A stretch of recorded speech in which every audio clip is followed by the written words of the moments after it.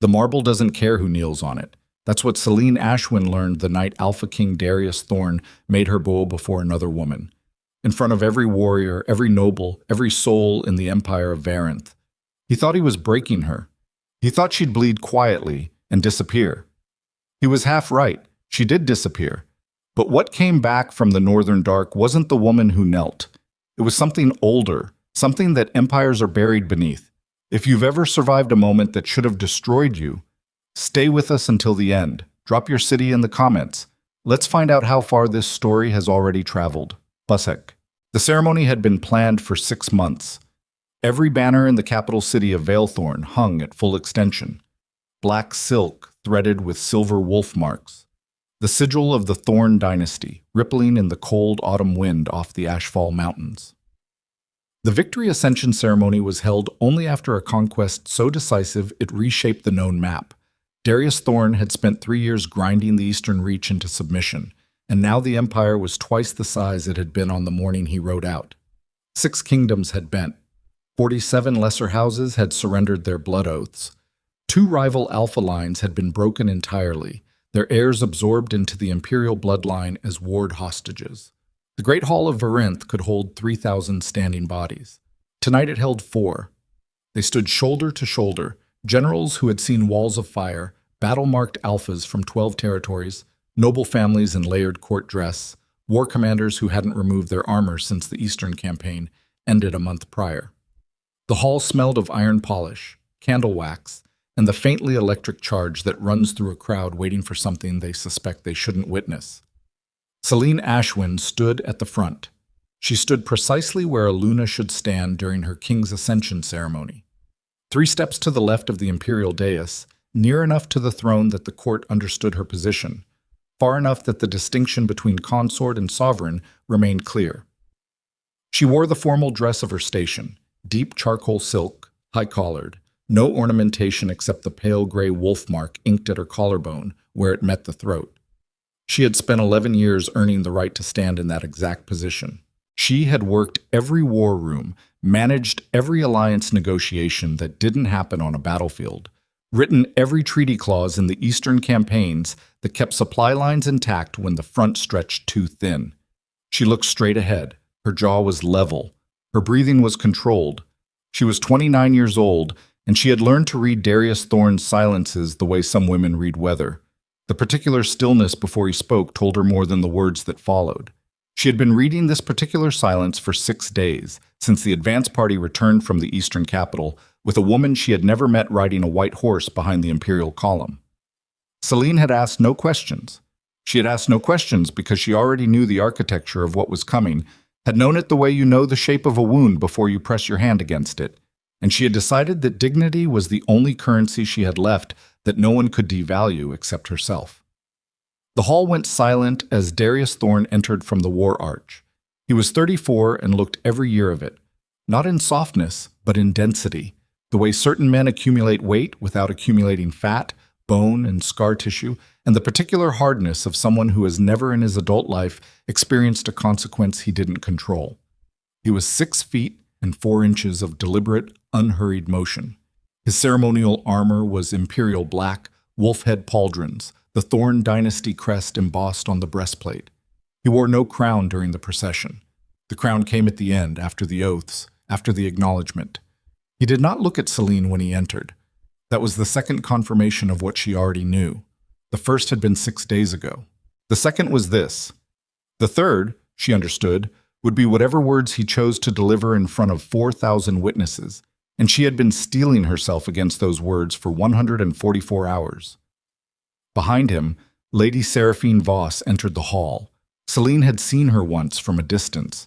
Up close, Seraphine was startling in the way that certain rare minerals are startling. Something cold and precise about the bone structure. A quality of calculated beauty that read less like inheritance and more like a weapon that had been sharpened over time. She was 24. She was the eldest daughter of House Voss, the oldest mercantile dynasty in the empire, and the single largest private financier of the Eastern campaign.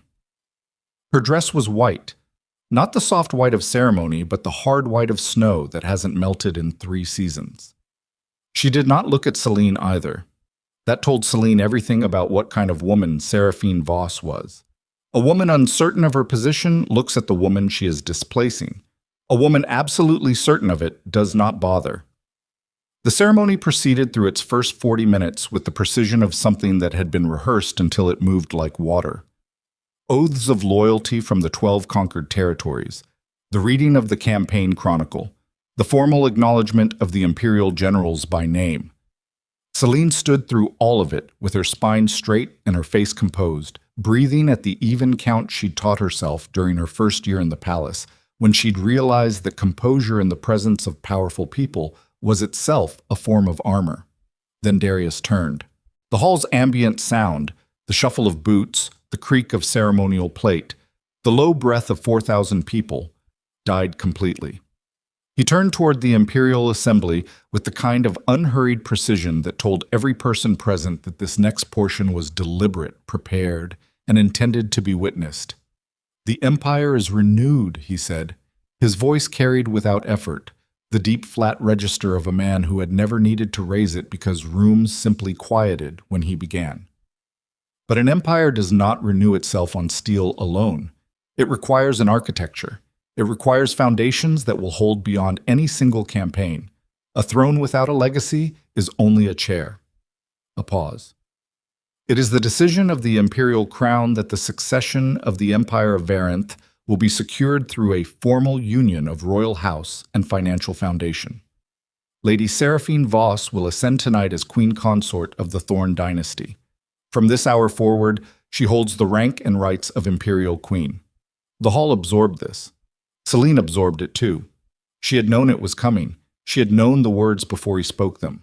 What she had not quite accounted for, what the 6 days of steeling herself had not fully prepared her for, was the sensation of hearing her own erasure spoken out loud in a hall where she had stood for 11 years as the closest thing Varenth had to an uncrowned empress. The words moved through her like cold water, not violent, just thorough, touching every internal corner. She kept her face empty. Then Darius looked at her. He looked at her directly, for the first time since the Eastern Column returned, and there was something in his face that she catalogued and filed because she was a woman who had survived 11 years in an imperial court by understanding exactly what she saw.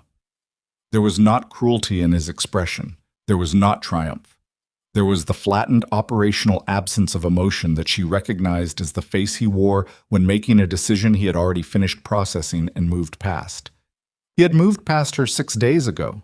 He was only now informing her of it. "Celine Ashwin," he said. She held his gaze. She did not move. As acknowledgement of the new succession, and in recognition of the imperial queen's place within this court, a pause that lasted exactly 3 seconds. 3 seconds was a long time in front of 4,000 people. "You will kneel before your queen." The silence that followed was the kind that has texture. She heard someone near the far wall draw breath. She heard the faint clink of a guard shifting his weight. She heard the whisper of Seraphine's dress as the woman stepped forward to take her position on the dais beside the throne, and she heard the low, distant sound of her own blood moving through her ears, which she had learned to hear only under conditions of extreme stillness. Celine looked at him for 4 full seconds. She looked at him the way you look at a place you have lived for a long time, when you understand you are seeing it for the last time. Not in grief, but in careful completion, putting the final detail to memory, because memory is the only thing that travels when you leave everything else behind. Then she stepped forward. She walked to the center of the hall floor. The marble was pale gray veined with white, inlaid with the imperial crest in silver tile. She had walked this floor 1,000 times. She stopped in the exact center, in front of the dais, in full view of every face in the room, and she knelt. One knee to the marble, her spine still straight, her chin level, her hands clasped loosely at the front of her dress without trembling. She looked at nothing. Not at Darius. Not at Seraphine. She looked at a fixed point in the middle distance, the way soldiers look at fixed points when the alternative is showing something to the people watching them. The hall produced no sound. Seraphine Voss looked down at her from the dais with an expression that Celine, even in that moment, recognized as performance.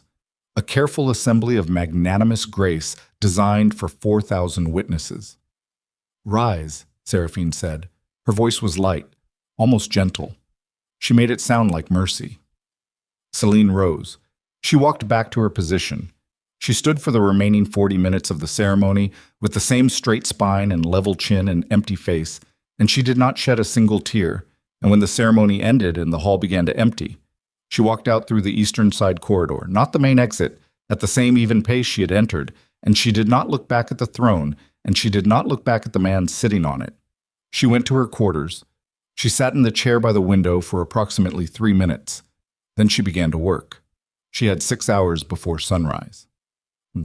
Celine's quarters in the Imperial Wing had been her residence for 8 years, but she had understood for approximately 6 days that she would not be sleeping in them tonight. She had understood this because she had worked in courts long enough to know that a woman publicly displaced does not get to quietly retire to the wing adjacent to her replacement. That was not how imperial households operated. The administrative process of displacing her room assignment was already underway. She had seen the Chamberlain's assistant making notes near the east hallway that afternoon, with an expression of careful professional neutrality that meant he had been given an unpleasant administrative task. She had 6 hours. She took 3 minutes to sit and let the fact of the evening settle into her body the way you let cold settle. Not resisting it, not pretending it wasn't there, just letting it find its level so you understood its actual weight rather than the weight of dreading it. 11 years. She had been 14 when her mother brought her to court as a ward of a minor northern house, and she had been 19 when Darius Thorne first asked her to review his Eastern correspondence because his secretary made grammatical errors, and she had been 22 when she had understood that she had become indispensable, and she had been 25 when she had understood that indispensable was not the same as valued, and now she was 29 and she was sitting by a window in a room that would belong to someone else by morning, and the knot in her chest that she was not going to call grief was making it harder to breathe than it should have been. 3 minutes. Then she rose and moved to the third panel of the inner wall. Behind it, behind a mechanism that she and only she knew about because she had built it into the room's renovation 12 years ago using a traveling stonemason who had taken his fee and his silence back to the outer provinces, was a narrow space, roughly 2 feet deep and 5 feet tall. Inside it was a pack. She had prepared it 4 years ago and updated it every 6 months. She had prepared it not because she had known this specific thing was coming, but because she was a woman who had grown up in proximity to power without possessing it by inheritance. And such women learn early that preparation is not pessimism, but arithmetic. The pack contained traveling clothes, layered for the northern cold. A map of the frontier territories, hand-drawn on oilskin, copied from the imperial survey she'd memorized during the Eastern campaign planning. 3 weeks of preserved provisions. A leather journal, blank. A small locked iron box containing the personal correspondence she had accumulated over 11 years. Letters, recorded agreements, the kind of documentation that had monetary and political weight in the right hands. A second sealed envelope that she had prepared specifically for this possibility, addressed to a woman named Mira Ashwin, her youngest sister, currently serving as a junior court steward in the Northern Administrative Office. And folded at the bottom of the pack, wrapped in oilskin, a wolf pelt traveling cloak that had belonged to her grandmother, who had been the last alpha female in the Ashwin bloodline before the line diluted through 3 generations of strategic marriages into minor court status. Celine pulled the pack from the wall. She changed out of the ceremonial dress in under 4 minutes. She folded it carefully and placed it on the chair. This was not sentimentality. It was the pragmatic residue of someone who had spent 11 years maintaining the appearance of carefulness even in private, because carelessness in private becomes carelessness in public. And she had never been able to afford public carelessness. She sat at the writing desk for 20 minutes and wrote the letter to Mira. She did not write in grief. She wrote in the clean, direct language she used for briefing documents. Here is the situation. Here is the relevant information. Here is what I need you to do and why. Here is where I will send word when I am able. She sealed the envelope with plain wax. No crest. She left it tucked inside Mira's quarterly account ledger, which sat on Celine's secondary desk where Mira habitually left it for review. Mira would find it within 48 hours. Then Celine stood at the window for 1 minute and looked at the city. Valethorn at night was genuinely beautiful. The silver-lit towers, the river cutting through the lower districts, the distant glow of the Forge Quarter. She had loved this city. She had built a significant portion of what made it function. The trade agreements, the supply infrastructure, the Northern Alliance networks that kept hostile frontier tribes from becoming hostile frontier armies. These were the structures of her 11 years, invisible the way structural walls are invisible inside a finished building, load-bearing and unacknowledged. She breathed once, slowly. Then she put on the wolf pelt cloak, shouldered the pack, and went to the servants' passage behind the third-bedroom wardrobe. She did not move silently through sentiment or poetry. She moved silently because she had studied the palace guard rotation schedule for 7 years as part of her administrative oversight of palace security, and she knew precisely where the gaps were at the second hour past midnight, which was the hour of deepest patrol fatigue in any rotating schedule. She moved through gaps that she had never exploited before because she had never needed to, and their existence now felt less like luck and more like the long-delayed return on a particular kind of investment. She was through the outer gate and into the lower city within 20 minutes. She was through the lower city's western trade gate, using a market vendor credential she had issued to herself under a transit name 3 years ago, a minor administrative forgery that had taken her 40 minutes to accomplish and had subsequently sat unused in the false-bottomed ledger box, within another 40. The city was behind her before the third hour. She walked north. The road was cold. The Ashfall Mountains cut the horizon in the northeast, black against a sky thick with stars, and she walked toward them at a steady pace that was not desperate and not leisurely, but the particular efficient cadence of someone who understands that the next several days are not a crisis to be survived, but a problem to be solved, and problems are solved one step at a time. She walked for 2 hours before she let herself feel anything.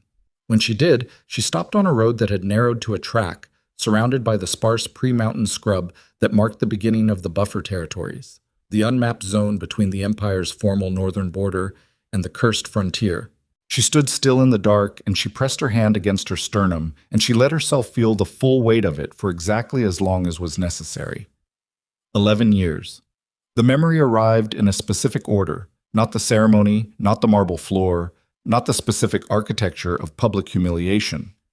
What arrived first was a smaller thing, a morning 6 years ago when she and Darius had been reviewing the Third Eastern Border Survey together at the war table, and she had pointed out an error in the survey team's elevation mapping, and he had looked at her with something that was entirely unguarded and said quietly, "You see everything." And she had understood in that moment that she was seen, that the years of invisible, careful work had been recognized, and she had felt something that she had not had a word for then and had a word for now. That thing, that specific thing, had been real, and it was gone. And she was standing in the dark on a road to nowhere particular, and she was 29 years old, and she was alone in a way she had not been since before the court, and the grief that she'd been holding at controlled depth for 6 days was here now, present and full, and hers. She let it be there. She did not perform it, and she did not suppress it. She stood in the dark with it the way she had stood in the hall with the other thing, present, unbroken, meeting it directly. She stayed with it for approximately 7 minutes. She noted its dimensions. She noted the specific texture of it, not rage, not bitterness, not the sharp thing she'd expected. Mostly it was exhaustion. The particular exhaustion of having carried something far for a long time and then being asked to carry it further than you'd agreed to. Then she breathed. She straightened her pack on her shoulders. She resumed walking. She walked through the rest of the night. Chet. By the time the sun came up, Celine Ashwin had left no footprints worth following. She had crossed 2 streams, walked half a mile along a gravel riverbed, doubled back through dense scrub to a shepherd's trail that the Imperial Survey had never recorded. The cold had settled deeper into the pre-mountain air, and her breath came in visible clouds as she moved, and her feet hurt, and there was a blister forming on her left heel, and the pack was heavier than it had felt when she lifted it at the window last night. None of this changed anything. The first report reached the capital 5 days later. It came through the northern garrison at Ashwater Hold, relayed by a scout who had been pushing south at speed. An unknown woman had appeared at the camp of the Ardenvale tribe, the most hostile of the unaligned frontier clans, 300 miles north of the Empire's formal border. The woman had arrived alone. The woman had walked into the camp's fire ring without weapons, without escort, and had spoken to Chief Vale Ardenvale for approximately 30 minutes. When the scout's informant had last seen the situation, the chief had offered the woman a seat at his council fire. The scout's informant had also noted, almost as a footnote, that the woman wore a wolf pelt cloak of a style he had not seen in living memory, old style, pre-Empire, the cutting and construction of a craft tradition that had died out 3 generations ago. The second report reached the capital 7 days after that. It came not from the northern garrison, but from the Frontier Intelligence Network, maintained by Lord Cassian Vale, the Empire's Eastern Intelligence Minister, who had his own reasons for maintaining surveillance of the border territories independent of the Imperial Guard channels.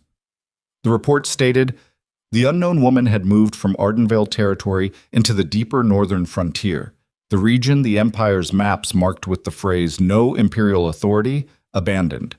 She had been accompanied by 6 Ardenvale warriors. She had passed through the ruins of 3 ancient fortresses, all from the pre-Imperial era, all associated with the old Wolf Dominion, the confederation of Alpha clans that had preceded the Thorn Dynasty's unification campaign 2 centuries prior. At the 3rd fortress, the report stated, she had stayed for 4 days. When she departed, 31 warriors followed her. The 3rd report reached the capital 12 days after that, and it did not come through any formal channel. It came in the form of an imperial trade convoy that returned from the northern frontier markets missing 2 wagons and 8 guards, whose survivors reported that their convoy had been stopped on the northern trade road by a group of approximately 80 frontier warriors, led by a woman they could not identify precisely because she wore her hood up, whose bearing and language and the particular way she stood made several of the senior convoy members independently conclude, in the reports they gave afterward, that she was not a frontier tribeswoman. The woman had taken the 2 wagons of Imperial survey equipment. She had left the convoy's personal property and food stores untouched. She had told the senior convoy officer, an entirely precise Imperial standard, that the survey equipment would be returned when the Empire was willing to have a conversation about where its borders actually ended. Then she had walked north and disappeared. Darius Thorne received all 3 reports in the same morning. He received them in the war room, where he had been sitting for an hour already before his intelligence minister arrived with the documents, and he read them in order, and when he finished the 3rd, he set it down on the table in front of him with a specific, careful deliberateness that his war council had learned over many years to read as the preliminary stillness before something decisive. "Seal the northern border," he said. "Full patrol escalation. I want the Wolf Hunters Company activated by evening." "The northern frontier is technically outside the border," his intelligence minister began. "Seal the border." He looked up. "No one passes north without Imperial authorization. No trading convoys, no survey teams, no private travel. Nothing." "Yes, Sovereign." He looked back at the reports. He was quiet for a long moment. The war room was large and cold, September morning light coming through the high windows, and there were maps across 2 tables and the remnants of last night's campaign review on the 3rd, and it smelled of candle wax and old iron and the particular dusty dryness of rooms used for serious work. "She cannot survive the deep frontier," said Lord Cassian Vale, from his position at the far end of the war table. He said it carefully, not as comfort, but as operational assessment. Even if she has tribal contacts, the cursed frontier is not a survivable long-term position. The northern mountains alone. She survived 11 years in this palace, Darius said. The quiet in his voice had an edge now, a narrow hard edge that was different from his usual operational flatness. She knows the frontier survey data better than anyone in this room, including you.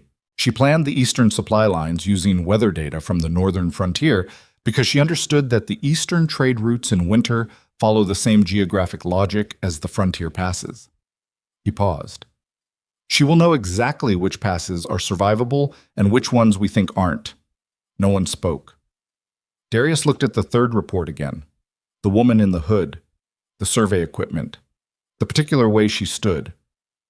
She also told that convoy officer something, he said. When the Empire is willing to have a conversation about where its borders actually end. He was quiet. She is not fleeing. She was never fleeing. He picked up the third report again and read it a second time. Get me the wolf hunters, he said. Get me the northern garrison commanders. And get me the Imperial survey records. Everything from the deep frontier, everything she would have had access to, every document she ever reviewed or annotated. You want to understand where she's going, Lord Cassian said. I want to understand where she already is, Darius said. There's a difference, Rasik. Seraphine Voss found him in the war room an hour after the council had dispersed. She was dressed for morning court, layered gold and white, the formal queen's presentation that she assembled each morning with the same precise deliberateness with which a general arranges troops. She was 24, and she was extraordinarily capable, and she knew it. And she had the particular quality of someone who had spent her entire life in rooms where her intelligence was underestimated, and had developed a razor precision from being routinely underestimated. The court is beginning to talk, she said. She stood at the war room's entrance, not crossing into it, which told him she understood the room's function. The Ashwin disappearance is drawing the wrong kind of attention. There are 3 noble houses running their own theories. 2 of them involve suggestions that the imperial transition was, she paused for exactly the right length of time, managed poorly. Let them talk, Darius said. He was still at the table. Seraphine crossed the room then. She moved with the unhurried precision that was her characteristic. Nothing wasted, nothing performative. She stopped at the opposite side of the war table and looked at the maps rather than at him, which was a choice he recognized as deliberate intelligence. The woman is gone, Seraphine said. The frontier will eliminate her. The court's concern will dissolve when she is simply absent long enough to become irrelevant. She paused. The productive focus for this administration is the Eastern Treaty consolidation. The conquered houses are watching how we manage the transition. What they see in the next 90 days will determine whether the Eastern annexation holds or fractures. You're right about the Eastern Treaty, he said. Then let the frontier matter lie. He looked up. He looked at her directly, the way he had not looked at Celine on the night of the ceremony, the way he looked at people when he was actually looking rather than seeing through them toward a decision. Seraphine, he said, what do you know about the Crown Bond? Something moved through her face. It was very brief, a microtension, barely visible, gone in under a second. If he had not been watching, he would not have seen it. The ancient succession right, she said, pre-imperial, the binding of the ruling pair to the realm's stability. It was formally suspended when your grandfather codified the succession laws. It was formally suspended, he said, not dissolved. Another very brief pause. You should speak with your senior archivist, she said. If there are succession concerns, my senior archivist died 14 months ago, Darius said. His replacement was appointed 6 months ago by the House Voss Administrative Committee. He held her gaze. You have been in this palace for 12 days, Seraphine. How much research did you do before you arrived? Seraphine held his gaze with exactly the right combination of steadiness and appropriate careful consideration. Sufficient research, she said, to know that this empire needs stable succession, not ancient symbolism. That may be true, he said. He looked back at the maps. Or, he said, ancient symbolism may be the only thing holding certain foundations together that I didn't know existed until they started showing cracks. Seraphine did not respond. He picked up the wolf hunter's deployment order. The northern frontier is not as empty as our maps suggest, he said. I want to know what she found up there. I want to know before anyone else does. He signed the deployment order. He set it down. Leave the Eastern Treaty on my desk tonight, he said. I'll review it before morning. Seraphine inclined her head. She walked back to the war room's entrance. At the threshold, she stopped and did not turn. She made herself necessary by making herself invisible, Seraphine said. The court did not see her because she arranged it that way. What the court does not see, it does not miss. I know, Darius said. Then you also know, Seraphine said, that a woman who arranged her own invisibility for 11 years knows precisely how to disappear when she wants to. She walked out. Darius sat in the war room alone for a long time. He sat there until the morning light shifted across the maps and the candles burned down and the war room grew cold around him. And he looked at the third report one more time, the convoy officer's description, the bearing and language and the particular way she stood, and he turned the paper face down. He had ordered the Eastern Campaign because the Empire required expansion. He had consolidated the victory because the Empire required stability. He had made the decision about Seraphine Voss because the Empire required succession security, and the House Voss treasury was the single largest non-imperial financial concentration in the known territories. And the math of the alliance was undeniable, and he had made his decision the way he made all his decisions, with operational clarity and without sentiment. He had not made a decision about Selene Ashwin. He had made a decision about the throne, and Selene Ashwin had simply been the woman standing closest to the thing that the throne required him to move. He had understood this distinction clearly for 6 days, while the decision was being made, while the ceremony was being planned, while he was making himself not look at her in the days before the ceremony because looking at her had started producing a sensation in his chest that interfered with operational clarity. He understood the distinction less clearly now. He did not examine why. In the deep northern frontier, 300 miles from any imperial garrison, inside the stone walls of a fortress that had not been occupied in 212 years, Selene Ashwin sat at a fire with 47 people who had not sworn any oath to anyone in living memory. The fortress was called, in the old language, Vareth Eld, which translated roughly as the place where strength is returned to the earth. It sat at the junction of 2 pre-imperial trade routes that the Empire's surveyors had written off as impassable, and which Selene had known, from 3 years of reading frontier survey data that no one else in the palace found interesting, were in fact passable for 4 months of the year, including the month they were currently in. The fire was large, the night was very cold. The 47 people around it were of 4 different tribal affiliations that had not sat together without weapons drawn in over a generation. And the reason they were sitting together now was the woman at the fire's north side who had, in the past 18 days, done 3 things that these particular people understood. She had arrived alone. She had stayed. She had not told anyone what they should want. Chief Vale Ardenvale sat across the fire from her. He was 61 years old, gray-bearded, built like a man who had never spent a day indoors, and he was watching her with the particular quality of attention that he reserved for things he had not yet categorized. "The Empire sends its hunters tomorrow," he said. "My scouts put the deployment order at 64 wolf hunters, moving north from the Ashwater garrison. Your king wants you back." "My former king," Selene said, "wants to know what I found up here." Vael turned this over. "And what have you found?" She looked at the fire. "A place where strength is earned instead of inherited." She paused.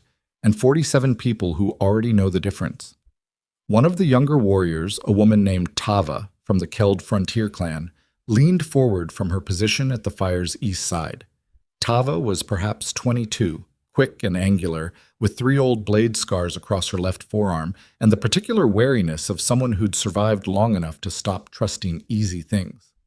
"What does the Empire's woman want with 47 frontier nobodies?" Selene looked at her. "Not what the Empire's woman wants, what Selene Ashwin wants." "What's the difference?" "Everything." Tava watched her. "That's not an answer." "No?" Selene agreed. "It's not." She reached into the pack beside her and withdrew the oilskin map, the hand-drawn frontier survey, the one she'd copied from the Imperial archives. She unfolded it and held it toward the fire's light, and the other people around the fire leaned in without quite meaning to.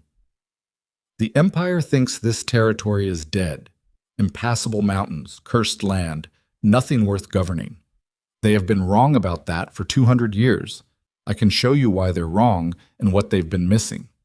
I can show you what this land is worth and what it could be worth if the people who actually live here were the ones making decisions about it." The fire crackled. Someone in the outer ring shifted. Vale said carefully, "And in exchange?" "I need a place to learn," Selene said. "I spent 11 years learning the wrong things. I learned how to survive inside a structure built by someone else. I need to learn how to build a structure of my own." She folded the map. I will not take anything from this territory that isn't given freely. I will not make promises I don't intend to keep. I will not pretend that what I'm offering comes without risk, because the Empire will be coming north, and there is a 64-person wolf hunter company that will be here within the week. And you expect us to stand against them? Tava said. No, Celine said. I expect you to let me stand against them. I will deal with the wolf hunters. That's my problem, not yours. Silence. Tava said, You're one woman. I'm one woman who spent 3 years writing the tactical manuals that those wolf hunters trained on, Celine said. I know their deployment patterns, their command structure, their operational priorities, and the specific report language their captain uses when he needs to explain to his commanding general why a mission result was unsatisfactory. She paused. I also know which 3 passes they believe are impassable and which ones they're going to use instead, and I know what's at the end of the one they'll use. Vael had not moved through any of this. He sat with the careful stillness of a man thinking very precisely. You wrote the tactical manuals, he said. The Eastern Campaign Protocols, the Frontier Patrol Guidelines, the Wolf Hunter Company Operational Handbook, Celine said. Yes. And the wolf hunters don't know that. Wolf hunters don't read the name on the cover page, Celine said.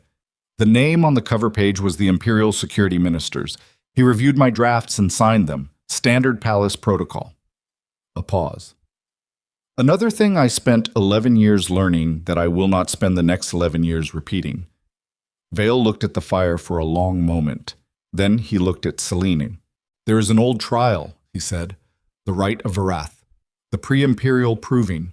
You cross the Stone Valley in winter alone and come back. The last person to attempt it was my father's teacher, 40 years ago. He paused. He did not come back. The fire popped. Someone in the outer ring drew a slow breath. Celine held Vael's gaze. When? 3 days from now, if you choose it, Vael said. Before the wolf hunters arrive. If you come back from the Stone Valley. He turned his palms up in a gesture that contained a full sentence. You are not the Empire's woman. You are not anybody's woman. You are something the frontier has decided to keep.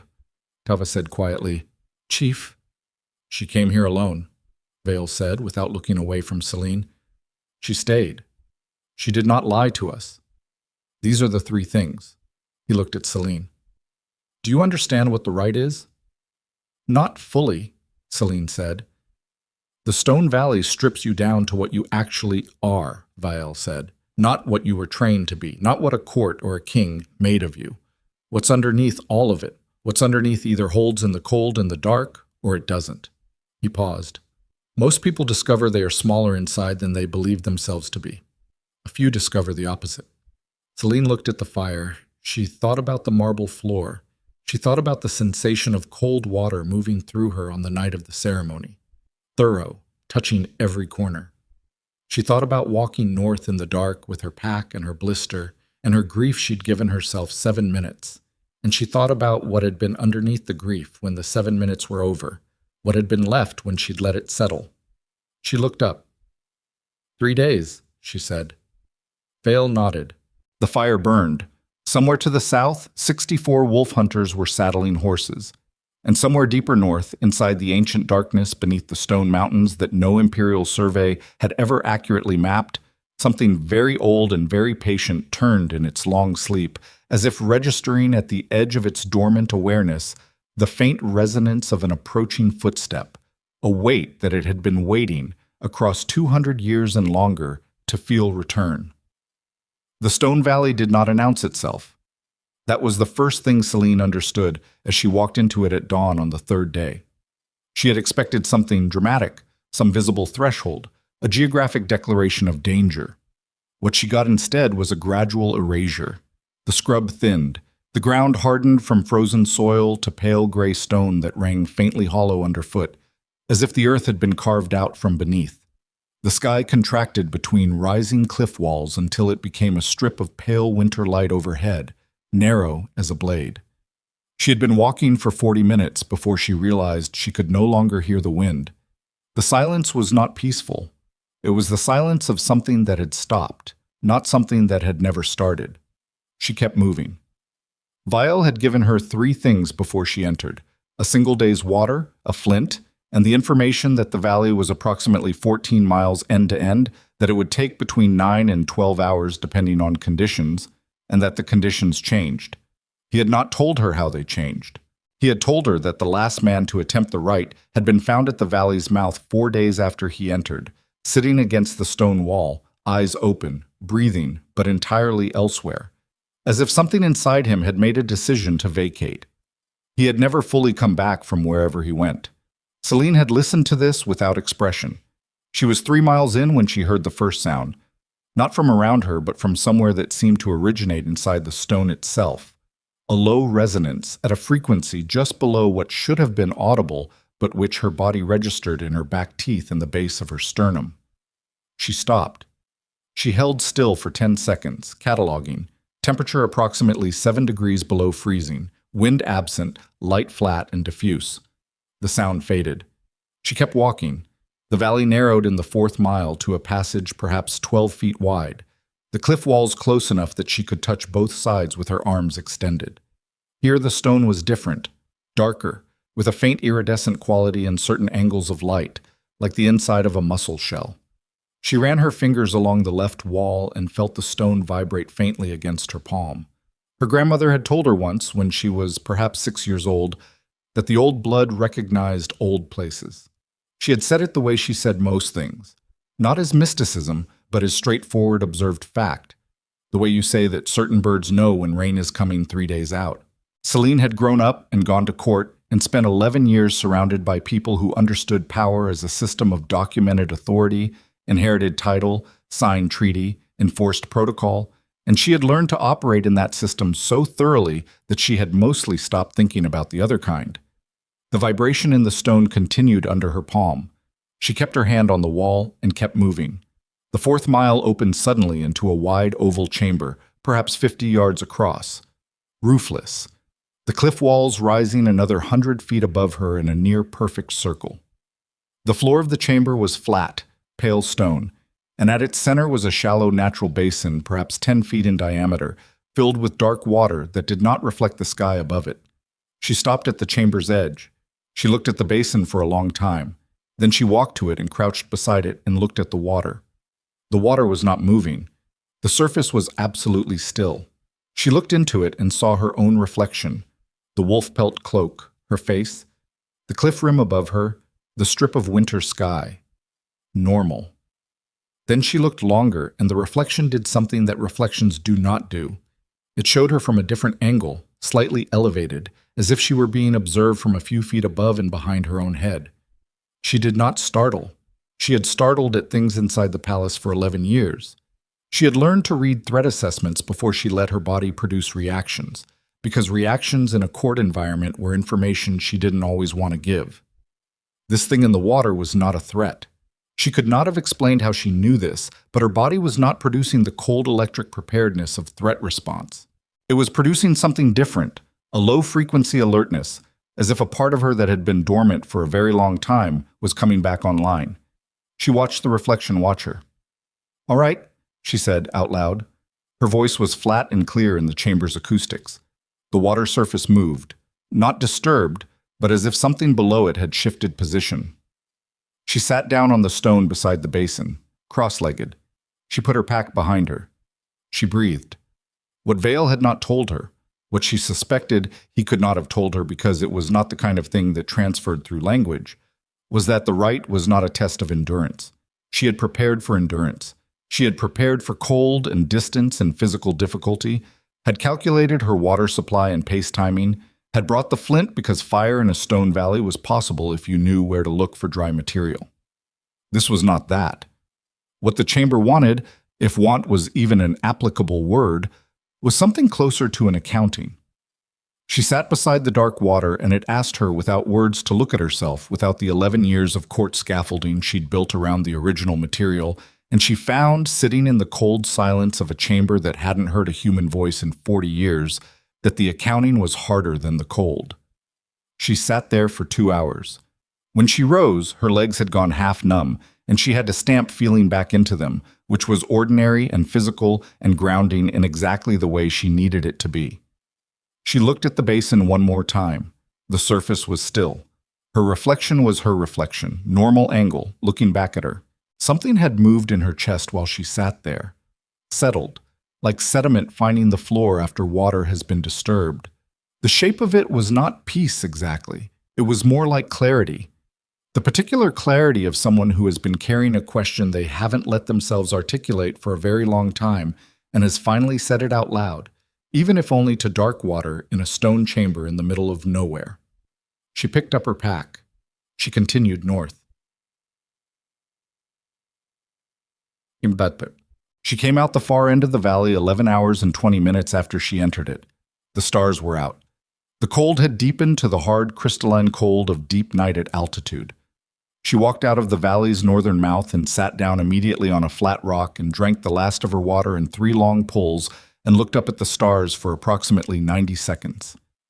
Then she stood and began walking back toward the fortress. She reached it 4 hours later, moving at the efficient pace she'd found on the first night out of Valethorn. The fire was burning in the central ring. Figures were seated around it. As she crossed the outer threshold of the fortress ruins, someone called out, Tava's voice. She recognized the particular sharpness. And then there was movement at the fire, people rising. Vale was standing at the fire's north side when she walked in.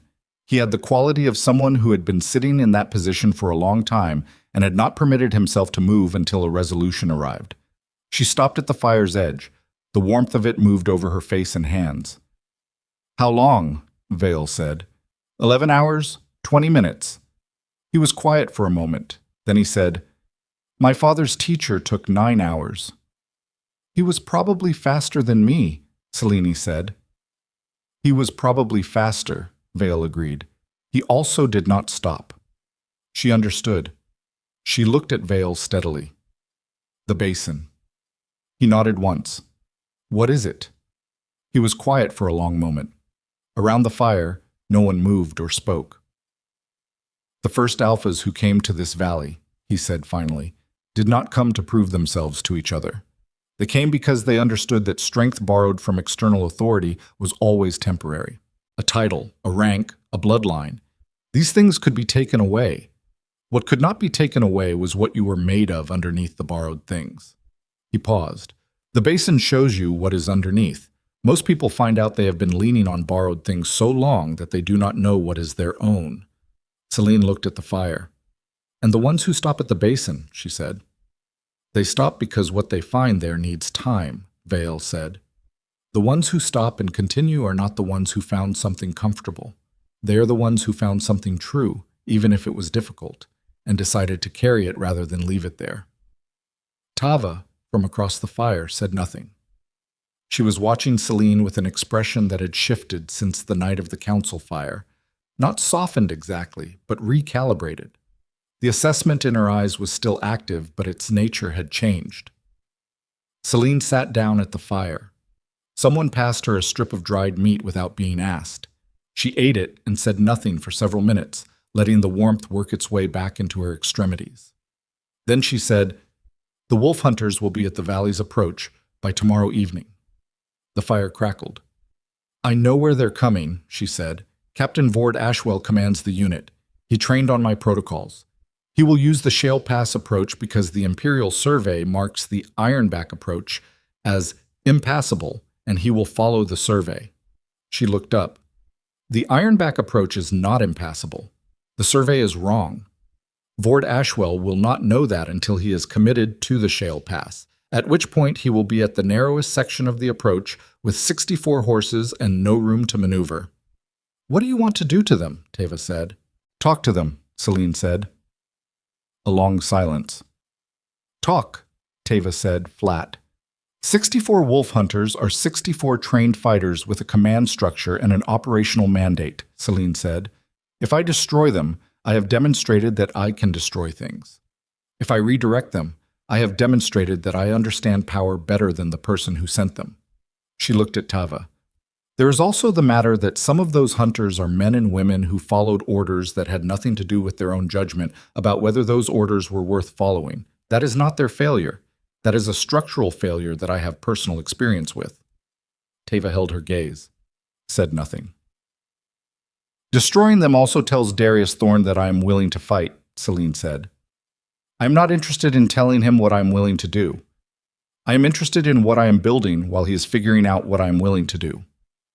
Vale, across the fire, made a sound low in his throat that was not quite a laugh. You think the way a chief thinks, he said. I think the way a woman thinks who spent 11 years watching a powerful man make every decision with his army in mind and none of them with his foundation in mind, Celine said. There are things you can conquer with force and things you can only build with time. The Empire has always been better at the first kind. I intend to be better at the second. Look, Captain Vord Ashwell was 41 years old and had led the Imperial Wolf Hunter Company for 7 years, and he was 3 hours into the Shale Pass approach when he understood that something was wrong. Not wrong in the way of an ambush. He'd lived through 2 ambushes and his body knew that particular electrical voltage of imminent violence, and this was not it. Wrong in the quieter way of a situation that had been arranged around him without his awareness. The pass was cooperating too well. The survey map showed this approach as moderately difficult, and it was in fact entirely manageable, which was fine, except that he had also noted 6 hours ago that the Ironback approach, which the survey marked as impassable, had, in the brief window before they turned toward Shale, shown evidence of recent traffic. Boot prints in stone frost, disturbance patterns in the loose shale at the approach's mouth. He pulled his horse up. Sergeant Den, riding to his right, brought her own horse level with his. She was 33 and had been his second for 4 years, and she read his signals the way an experienced second reads a commander's signals, which was almost entirely through peripheral awareness of posture and pace. Captain, she said. We are where the map says we should be, Vord said. We are also where someone who read the map would expect us to be. Den was quiet for 3 seconds. The Ironback approach.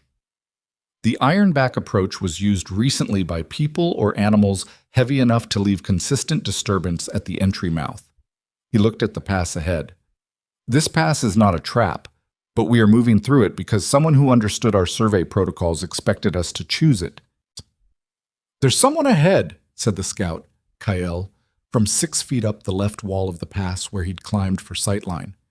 Vord looked up. Standing at the pass's narrowest point, approximately 40 feet ahead, was a single person. Standing still.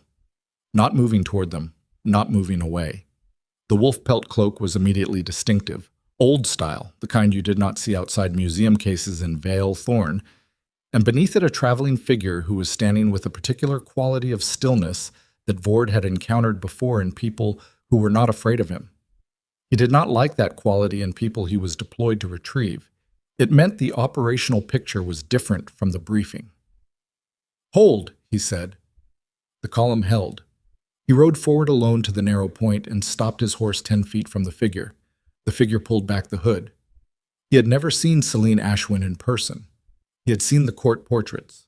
Formal, stylized, the standard imperial depictions that were more about projected authority than actual likeness. The woman in front of him was 29 years old with dark circles under her eyes and a 2-week-old blister on her left heel she was favoring slightly, and the wolf pelt cloak, and the particular kind of direct eye contact that people develop when they have been in rooms with very powerful people long enough that powerful people no longer produce an automatic physiological response. Captain Ashwell, she said. He said nothing for a moment. He was running rapid operational recalculation, 64 riders and a pass, single contact, no apparent backup, which meant either she was alone or she wanted him to think she was. Lady Ashwin, he said. Former lady, she said. The ceremony was very clear on that point. I have a deployment order, he said. I know, she said. I know its exact language because I wrote the template for that document class 4 years ago. The deployment order will specify apprehension with maximum discretion and minimum force, which means you have instructions to bring me back in a condition that does not produce court embarrassment. It will also specify that you are authorized to use lethal force in the event of active armed resistance. She paused. I am not armed. I have no weapons. He studied her. Then why are you standing in a pass? Because I want to have a conversation before you make a decision that you will not be able to reverse, she said. And because I wanted to have it somewhere that it was physically inconvenient for you to have your full column present, so you could actually think rather than perform. The pass was quiet. Behind him, 63 people were listening to every word. He got down from his horse. He was 6'2", broad through the shoulders, with the build of a man who had fought his way into his rank and intended to fight his way back out. He walked to within 5 feet of her. He crossed his arms. "Talk," he said. "You know who built the Eastern Campaign protocols," she said. A pause. "I was told the security minister." "You were told what the cover page said," she said. "The tactical framework, the supply line mathematics, the Hunter Company operational handbook that your unit trains on. These were mine. Every person in that column behind you was trained on doctrine I wrote." She held his gaze. "I am telling you this not to impress you. I am telling you this because it means I understand, in precise operational detail, what happens when your column attempts to operate in deep frontier territory beyond supply lines for more than 8 days, which is where your deployment will take you if I am not in this pass." He said nothing. "Captain," she said, and her voice shifted, not louder but lower, more direct, dropping the formal register. "I am not your enemy. I was never your enemy. I became inconvenient to an administrative decision, which is a different thing, and you were handed the inconvenience as an operational problem. I understand this because I spent 11 years handing inconveniences to operational people and watching them absorb the consequences of decisions they had no part in making." Something moved in his face. Brief. "Here's what I am offering," she said. "You return south.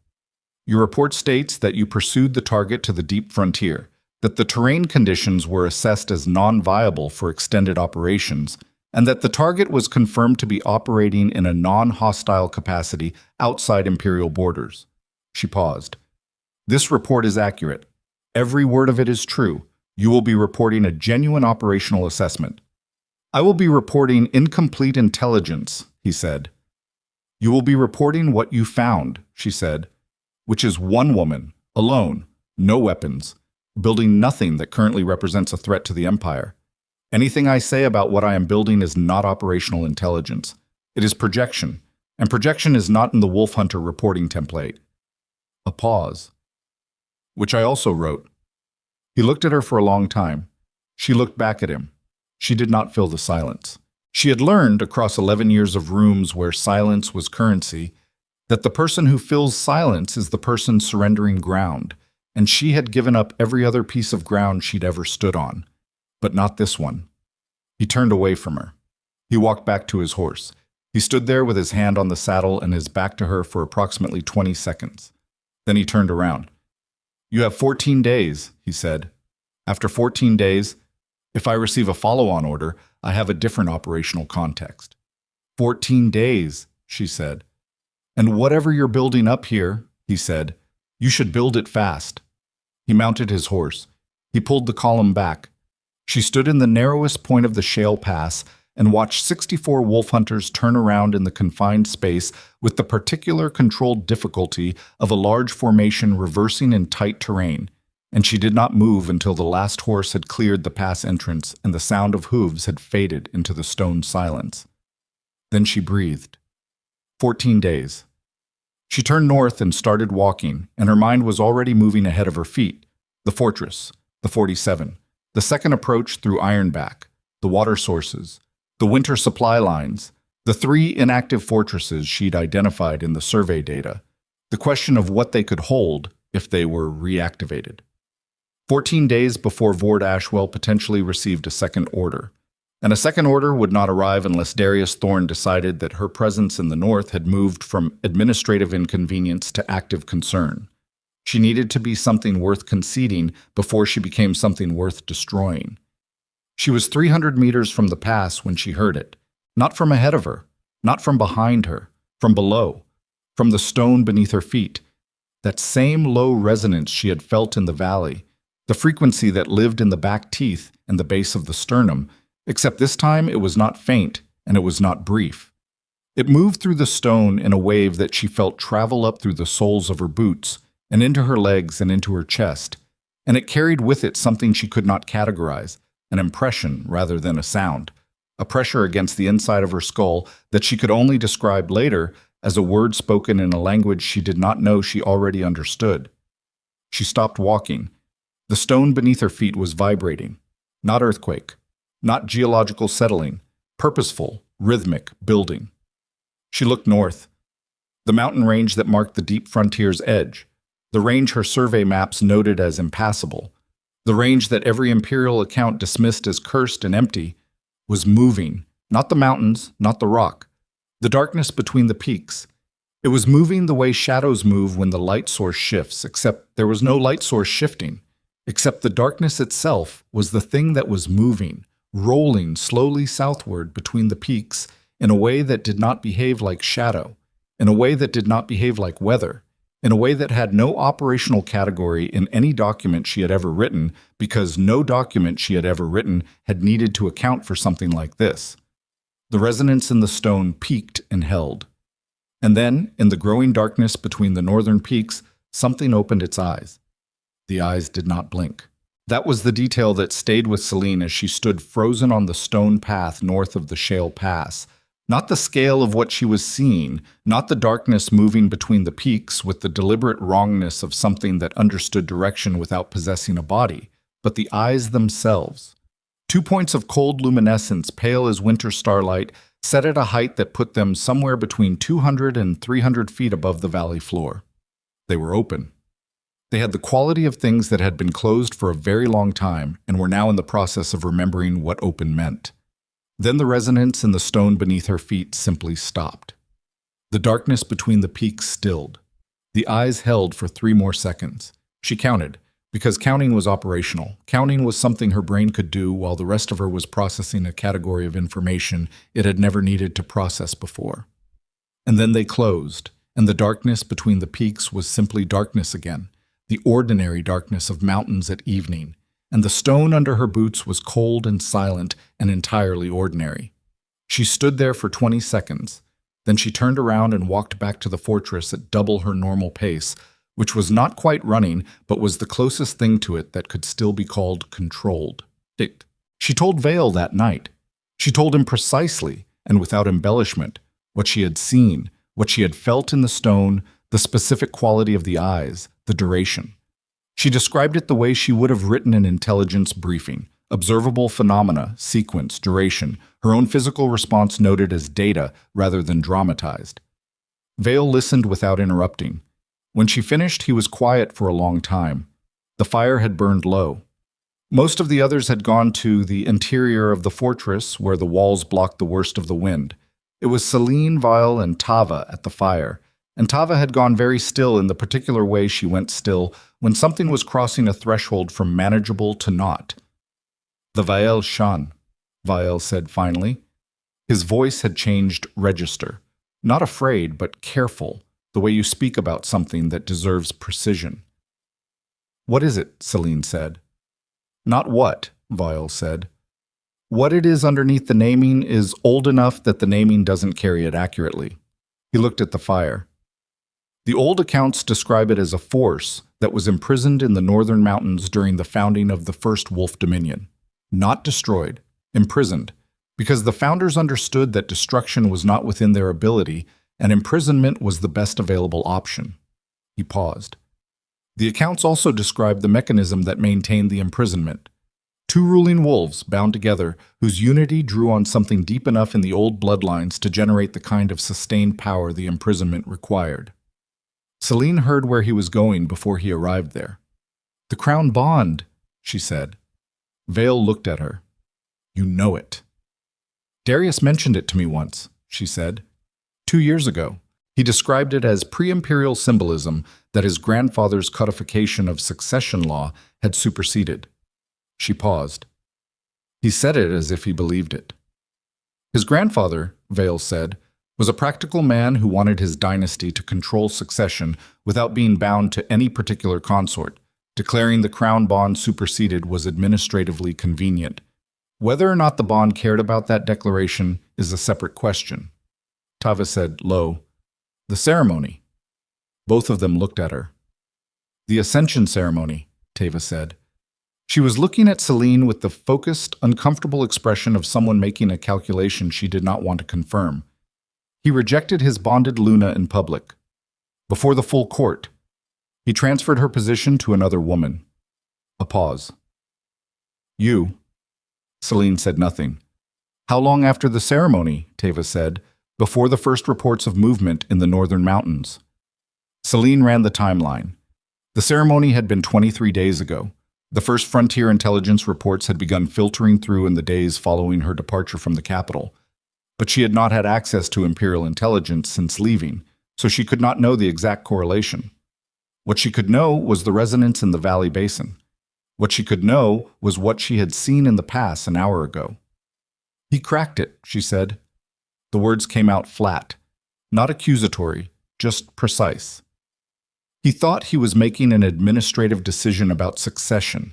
He was actually breaking the mechanism that has been holding something imprisoned for 200 years. That is my reading, Vial said. Does he know? She said. Almost certainly not, Vial said. The knowledge of the bond's function was maintained by the old frontier lineages, not by Imperial court archives. His archivists would have records of the bond's existence, possibly, but not its operational purpose. That knowledge was considered too dangerous to commit to documents that a dynasty might access and attempt to manipulate. Celine sat with this for a moment. She sat with the specific quality of it, the operational scale of what it meant. Darius sitting in his war room 2 weeks ago with his deployment orders and his succession calculations, moving pieces on a board whose actual dimensions he could not see. She had been angry at him in the cold, controlled way she permitted herself anger, for the marble floor and the 4,000 witnesses and the 11 years he had not valued until they were gone. She was still angry, but the anger was now sitting beside something considerably more complicated, which was the fact that the man she was angry at had inadvertently, through an act of political convenience, potentially released something that the entire First Wolf Dominion had needed to combine their full strength to imprison. And she was 300 miles north of him with 47 people who had never met him and a 14-day window before his wolf hunters received a second deployment order. The only mechanism that can reinforce the imprisonment, she said. It was not a question. The only mechanism the old accounts describe, Vial said carefully, is the restoration of the bonded pair's unity, not the ceremony, the actual unity. What the ceremony was designed to formalize was something that already needed to exist. He has a queen, Celine said. He has a wife, Vale said. The bond does not recognize paperwork. The fire popped. Sparks rose and dissolved. Teva said very quietly, "This is not your problem to fix." Celine looked at her. "He put you on your knees in front of 4,000 people," Teva said. "He replaced you for a trade deal. He sent 64 armed hunters after you when you left." Her voice was steady, not heated, which made it more precise. "You came here, you went through the valley, you turned around a wolf hunter company by yourself, and now you are sitting at this fire trying to figure out how to solve a problem that he created. When does that stop being your responsibility and start being his consequence to live with?" The question sat in the air. Celine did not answer it immediately. She looked at the fire, and she felt the question land in the specific place where the two things she was holding, the anger and the complication, were sitting next to each other, and she understood that Tava was not wrong. Tava was describing a version of this situation that was entirely accurate and morally coherent. She also understood that the thing she had seen between the northern peaks was not going to restrict itself to Darius Thorne's consequence. It was not going to stop at the Imperial border and deliver a targeted outcome to the specific person responsible for releasing it. It was going to move through everything between those mountains and the sea, and everything included Veilthorn, and Veilthorn included Mira, and Mira was 23 years old and working in a court administrative office and had nothing to do with any of this. "You're right," Celine said. "It's not fair." Teva blinked. "It is genuinely, specifically unfair," Celine said. "And I'm going to do it anyway, because the alternative is watching something I might have been able to stop destroy people who had no part in creating it." She paused. "But I'm not going to do it the way I did the last thing I did for the benefit of the Empire. I am going to do it from a position of my own authority, on my own terms, with my own resources, not as his Luna, not as his anything." Vale was watching her with the same quality of attention he had brought to every conversation they'd had, the patient, calculating attention of a man deciding how much weight a new structure could bear before committing to standing under it. "Then you need more than 14 days, he said. Yes, she said. And more than 47 people. Yes. He looked at the fire. He was quiet for a long time. Then he looked at her and said, "There are two other council chiefs who have been watching what happens here. Keld and Marovane. They have not come because they do not commit to uncertain outcomes. If you survive the next 14 days intact, not just the wolf hunters, but intact in terms of what you are building here, they will send representatives." "What changes their assessment?" she said. "Seeing that what you are building does not depend on their participation to stand," he said. "Chiefs who have survived as long as Keld and Marovane have survived because they have learned that projects which need their support to exist are not projects worth supporting." "I understand that logic," she said. "I thought you would," Vale said. She looked north, past the fortress walls, toward the mountains she could not see in the dark, but which she could still feel at the base of her sternum, a low, persistent awareness that had not fully left since the pass. She had approximately 9 days left of Vord Ashwell's operational patience. She had 47 people in 3 ruined fortresses and a hand-drawn map. She had whatever had settled in her chest during 2 hours beside the dark basin in the Stone Valley. The thing that was not peace, but was something she trusted more than peace. She went to sleep. The second message from Mira arrived 8 days later. It arrived through a channel Celine had not established, which was itself the first warning, because Celine did not have unofficial channels in the frontier yet, was still building them, and a message reaching her through a channel she did not control meant that someone other than her had constructed a path to her position. The second warning was the message's length, 4 lines, written in the compressed shorthand she and Mira had developed as children, the private code of 2 sisters who had grown up in a household where adult conversations disappeared behind closed doors, and they had both decided independently and then together that closed doors were information problems rather than instructions to stop listening. She read it twice. Then she read it a third time and sat with what it said until she was certain she was reading it accurately and not generating meaning from what she feared. She was reading it accurately. Mira had not sent this message. The handwriting was close. Extremely close, the kind of close that required extended study of the original. But the 4th symbol in the 3rd line was reversed. It was a deliberate reversal, a signal they had established at ages 11 and 9 respectively for exactly this contingency. If I am being watched, if this is not entirely mine, if you should not trust everything this contains. Celine looked at the content of the message with the reversal key applied. The relevant intelligence was this: Lord Cassian Vale, the Empire's Eastern Intelligence Minister, had established a contact inside the frontier through channels entirely independent of the Imperial Guard network. The contact had been active for 6 weeks, which predated Celine's departure from the capital by nearly 2 months. Cassian had known, with reasonable precision, where she would go if she left. He had prepared a reception. The second piece of intelligence was harder. Cassian had also filed, with the Imperial High Council, a sealed administrative petition suggesting that the Crown Bonds fracture, which he named specifically, which meant he understood it fully, which meant he had known about its function when no court archivist was supposed to, represented an opportunity rather than a crisis. His petition argued that the imprisoned force, properly directed, could serve as an unprecedented military instrument, and that the key to directing it was not repairing the bond, but securing the woman who was the bond's surviving half before she could repair it independently.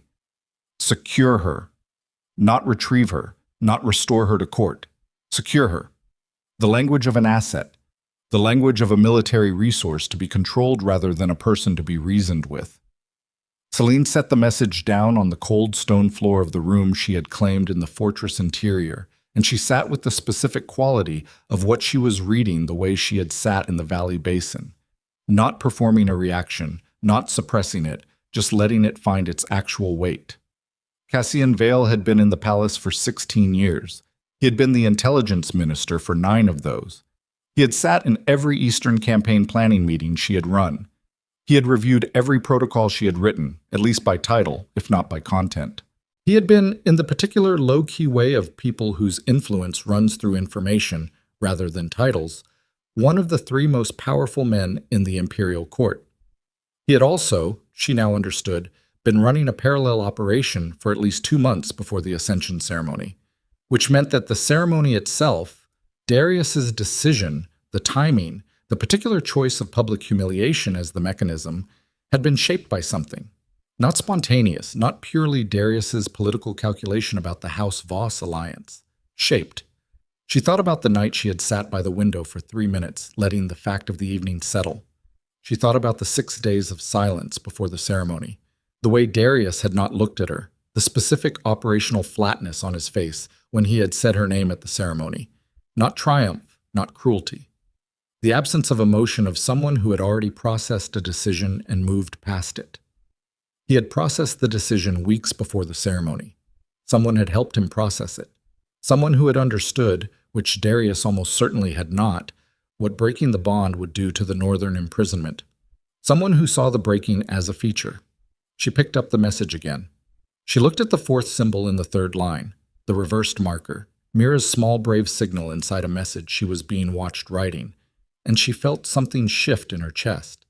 Not grief this time, not the cold water of erasure, something more like a temperature increase, a slow burning that started at the center and moved outward, and she recognized it as anger of a different order than the operational controlled kind she'd been carrying since the ceremony. This was the kind that had direction.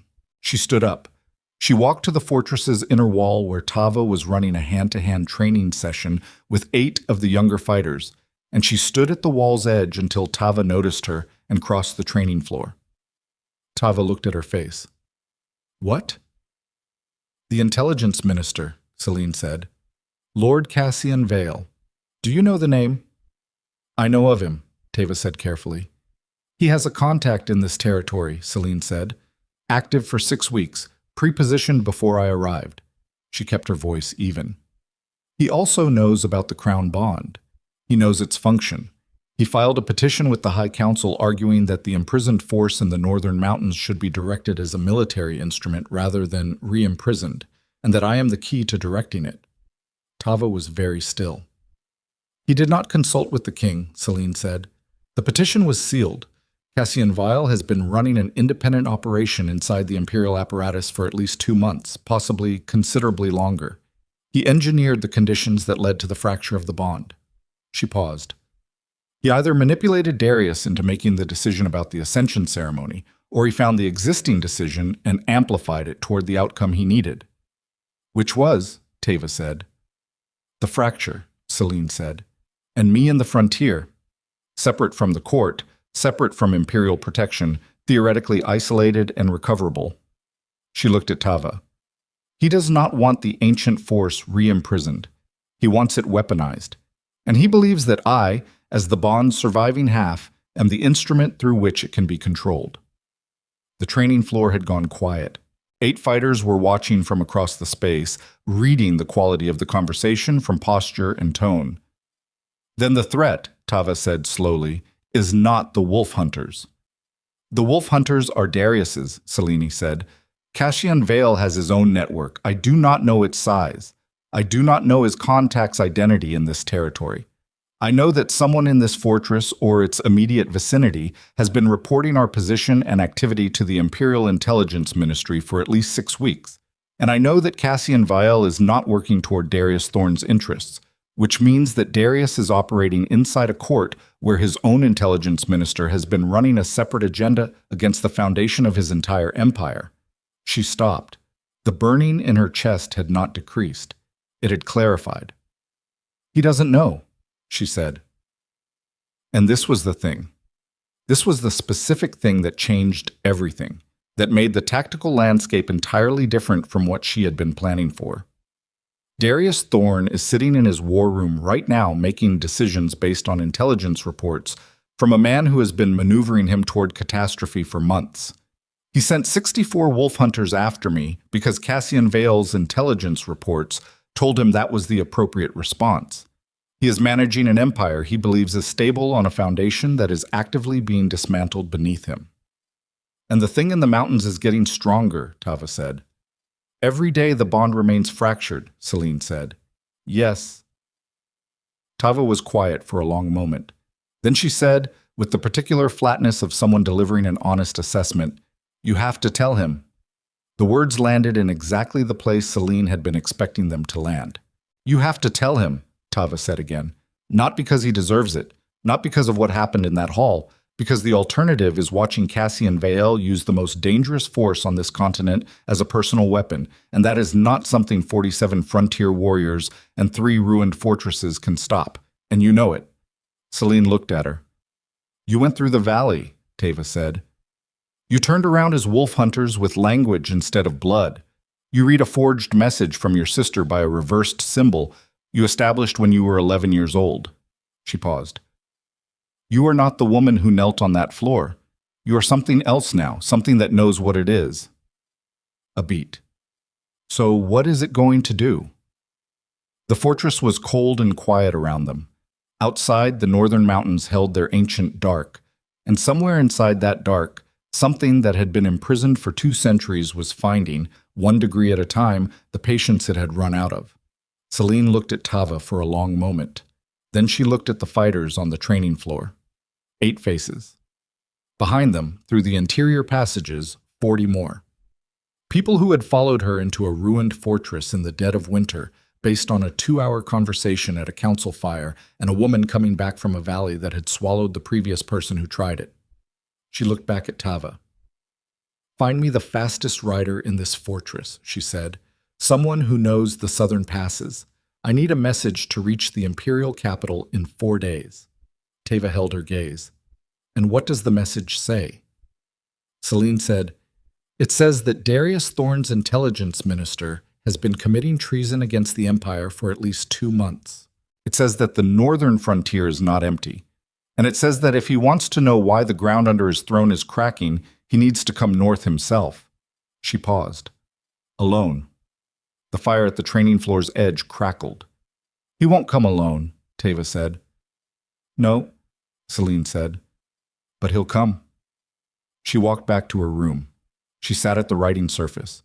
A plank across 2 stone blocks, not a desk, the frontier's version of a desk, and she pulled out the blank leather journal from the bottom of her pack. She had not written in it since leaving Valethorn. She had been saving it, without consciously deciding to, for the moment when she had something worth writing down. She opened it to the first page. She wrote 1 line.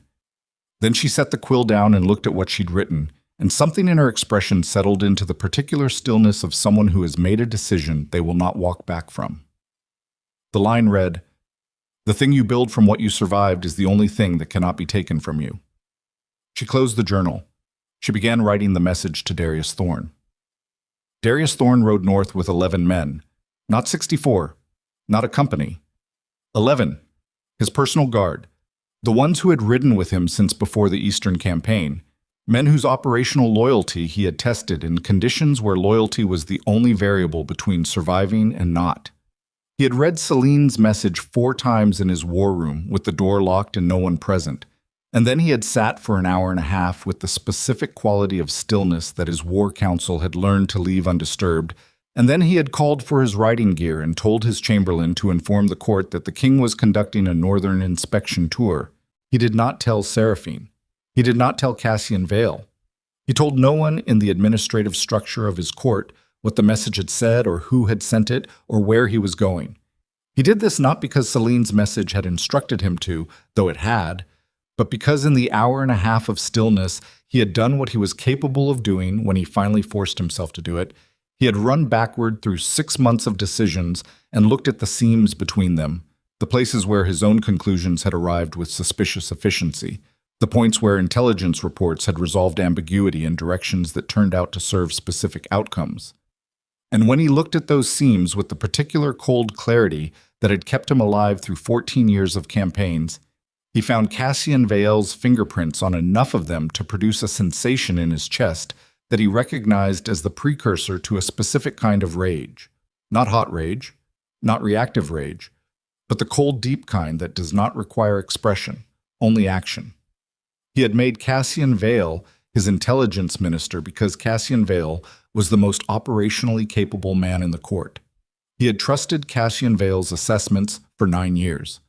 He had built an empire on information that Cassian Vael had selected, filtered, and delivered to him in the precise format most likely to produce the decisions Cassian Vael needed him to make. He rode north at a pace that used the horses hard.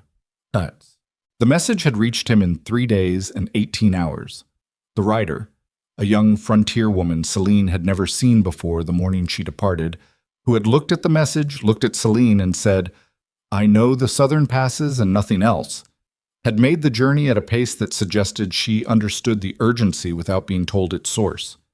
Celine had spent those 3 days and 18 hours building things.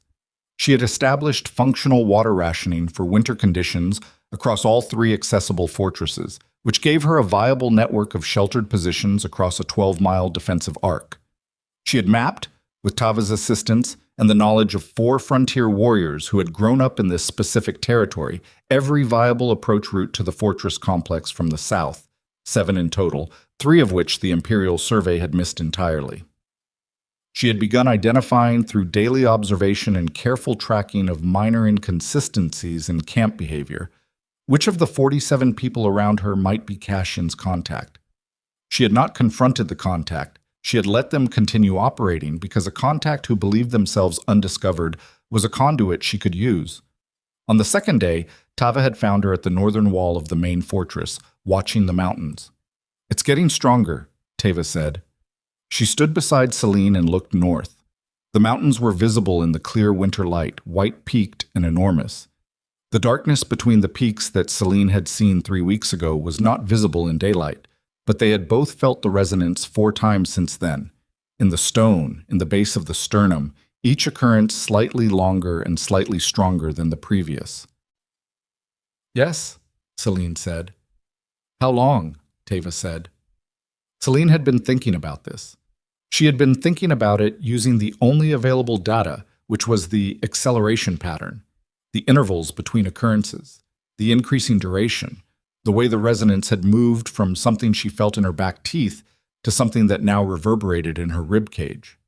She had plotted it the way she plotted supply line mathematics, objectively, without weighting the conclusion she preferred. "Weeks," she said, "maybe less. It's not linear. The acceleration is accelerating." Tava was quiet for a moment. "And if Thorn doesn't come?" "Then I go south," Celine said, "and I walk into that palace and I do what needs doing on his home ground, which is considerably less favorable terrain for me than this." "You'd go back," Tava said. "Not a question. A verification." "I'd go back to stop it," Celine said, "not to restore anything, not to rebuild what was." She looked at the mountains. "What I built here in the last 3 weeks is mine. What I am now is mine. None of that changes based on whether Darius Thorn rides north or doesn't." Tava said nothing for a moment, then quietly, "The 47 became 63 yesterday." Celine looked at her. "Marovane sent 11, Tava said. "Keld sent 5.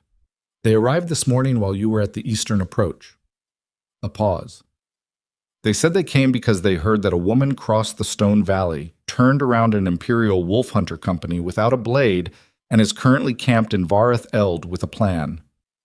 "I don't have a plan," Celine said. "No," Tava said. "You have something better. You have a direction." Darius arrived on the 4th day. He arrived at the Ironback Approach's lower mouth at mid-morning, 11 riders behind him, and he stopped when the forward path narrowed and 2 people stepped out of the rock cover on either side. Tava on the left, an Ardenvale warrior named Ren on the right. Both of them had blades. Neither of them raised them. "The King of Varenth," Tava said. She said it without title inflection. A statement of identification, nothing more. Darius looked at her. He took in the blades, the positioning, the fact that the approach was covered from 3 elevation points he'd already counted as he rode in. He had ridden into prepared positions before. He knew what it felt like to be inside someone else's operational planning. "I was told to come alone." "You brought 11, Tava said. The message said alone. "I'm a king," Darius said. "Alone is a relative term." "Leave them here," Tava said. "They'll be fed and their horses watered. No one touches them." A pause. "She doesn't need 11 reasons for this to go sideways before it starts." He was quiet for a moment. Then he dismounted. He handed his reins to the guard on his right without looking away from Tava. "If I'm not back in 4 hours, he said to his guard captain, a broad-scarred man named Weth, who had been riding at his right shoulder for 11 years. "You know what to do." I know what to do, Weth said, with the flat certainty of someone who had been given those instructions many times and never yet needed to act on them. Darius followed Tava up the Ironback approach on foot. He was in good physical condition. The campaign had kept him that way. But the approach was genuine mountain terrain, steep and unstable in places, and he was picking his way over frost-covered rock at altitude after 4 days of hard riding, and by the time they reached the fortress's outer threshold, his thighs were burning and his breath was coming in visible clouds, and he had said nothing, and neither had Tava, which was its own kind of communication. He saw the fortress and stopped for a moment. He had the cartographer's reflex. He had been reading maps since age 12, and the habit of translating landscape into tactical geometry was by now automatic. He took in the position, elevated, triple-walled in the old style, commanding lines of sight across 3 approach vectors, sheltered from the northern wind by a natural rock formation that would have taken Imperial engineers 6 months to replicate. The fires were real and maintained. The people moving inside the walls were moving with purpose, not performance. He counted bodies and estimated 60, minimum, in 3 weeks. He stood there for 2 seconds processing what that meant about the woman he had last seen kneeling on a marble floor. Then he walked through the gate. She was waiting in the fortress's central space, the interior courtyard that had probably once served as a parade ground and now had a fire pit, a weapons rack, and the plank and stone desk she worked at, which currently held the oilskin map and several pages of dense handwritten notes. She was standing at the map when he walked in, not turned away from him but not oriented toward him either, looking at the northern section of the Frontier Survey with the focused inward quality of someone who has been working a problem. She looked up when he entered. They looked at each other across the courtyard. He had prepared something to say. He had been composing it intermittently across 4 days of riding, because he was a man who understood the advantage of entering difficult conversations with prepared language, and he had arrived at something that was true and necessary, and said what needed to be said without giving more ground than the situation required. He had it ready. He said none of it. What he said was, "How many of those are Ardenvale?" She looked at him for a moment. 21. The rest are from 3 other frontier affiliations and 2 clans that haven't had a name for their collective in 40 years. She paused. 63 total as of this morning. In 3 weeks, he said. In 3 weeks, she confirmed. He walked to the map. He stopped on the opposite side of the plank desk and looked at it. The hand-drawn Frontier Survey, the notations in her handwriting, the positions of the 3 fortresses marked in her particular shorthand. He recognized the shorthand. He had seen it on every campaign planning document she had produced for 11 years. Looking at it now in this context produced a sensation he did not immediately categorize. The message said, "Cassian," he said. "Sit down," she said. "I'll stand." "You've been on a horse for 4 days," she said. "Sit down. This is going to take a few minutes and I need you thinking clearly." Something moved across his face. He sat down on the stone block that served as the desk's chair. She remained standing. She told him what she knew. Not everything at once, but in the ordered sequence she had developed over 3 days of organizing it, starting with what was verifiable and building toward what was inferential, distinguishing clearly between the two because she was a woman who had spent 11 years preparing briefings, and she knew that the quality of information was only as reliable as the transparency about its limits. He listened without interrupting. She told him about the forged message, the reversed marker, the sealed petition, the independent intelligence network.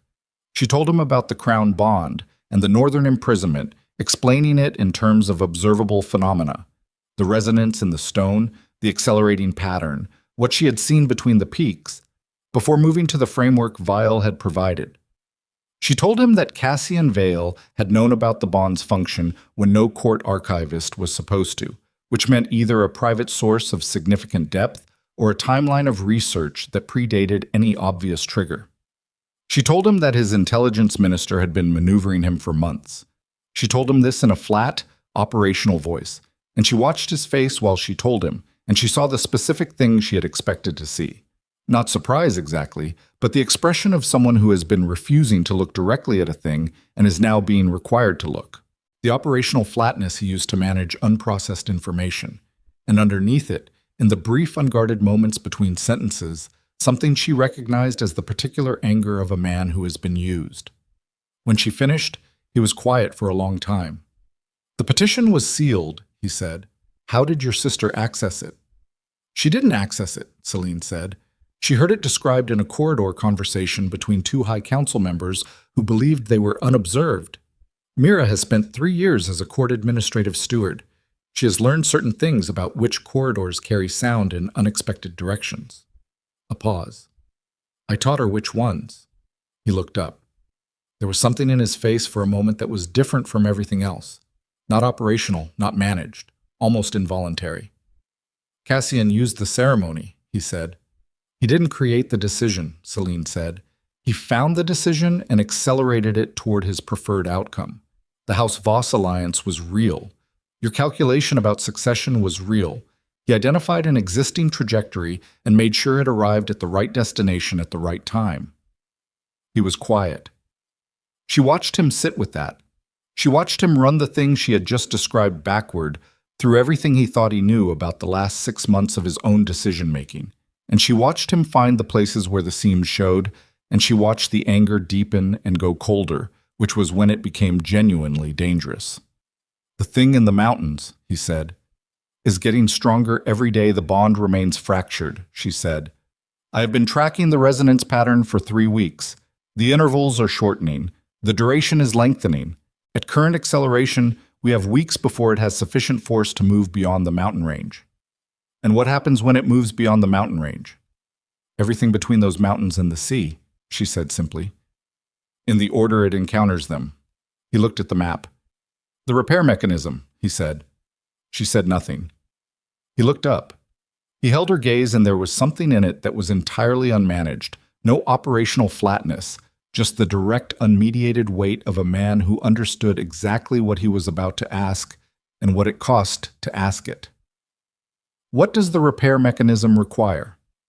"It requires the bonded pair to be in genuine unity," she said. "Not ceremony, not paperwork." She paused. "You know what it requires." He held her gaze. "I know." "I am not offering it," she said. Her voice was level, not cold, just exact. "I am stating what the operational requirement is. What happens after this crisis is resolved is a different conversation." "All right," he said. "Darius." She said his name directly, the first time in this conversation, and he went still with the alertness of someone hearing a familiar thing in an unfamiliar register. "You need to understand something before we move forward. I am not the woman you humiliated in that hall. I am not the person who will go back to being what I was because circumstances require it. What I have built here in 3 weeks is mine. These 63 people made a choice based on what I demonstrated, not what I was born into.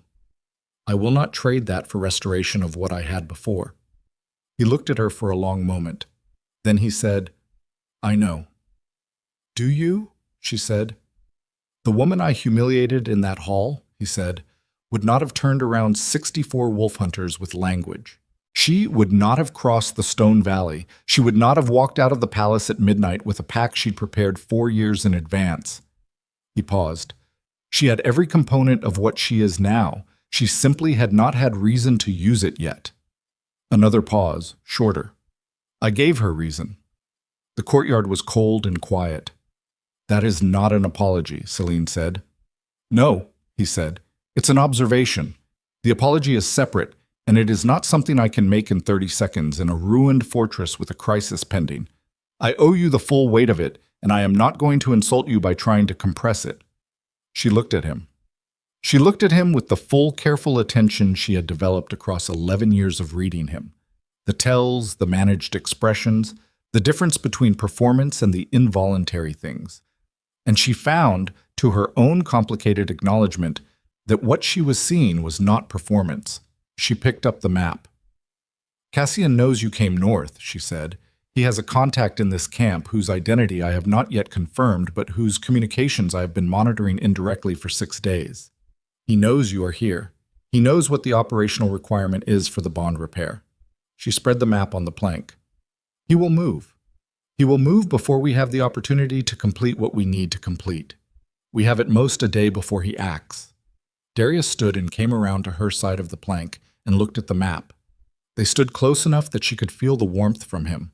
4 days of hard riding, trail cold, the particular physical solidity of him that had never changed in 11 years. She kept her eyes on the map. "He needs either one of us dead or both of us separated before the repair happens," Darius said, reading the tactical logic quickly because it was the kind of logic he was built for. "Dead is cleaner, but separation works just as well operationally." "He has assets in the south I don't have full visibility on," she said. "But his frontier contact has been here for 6 weeks. 6 weeks of position reporting means he knows this fortress's layout, our numbers, our patrol patterns." "Who is the contact?" Darius said.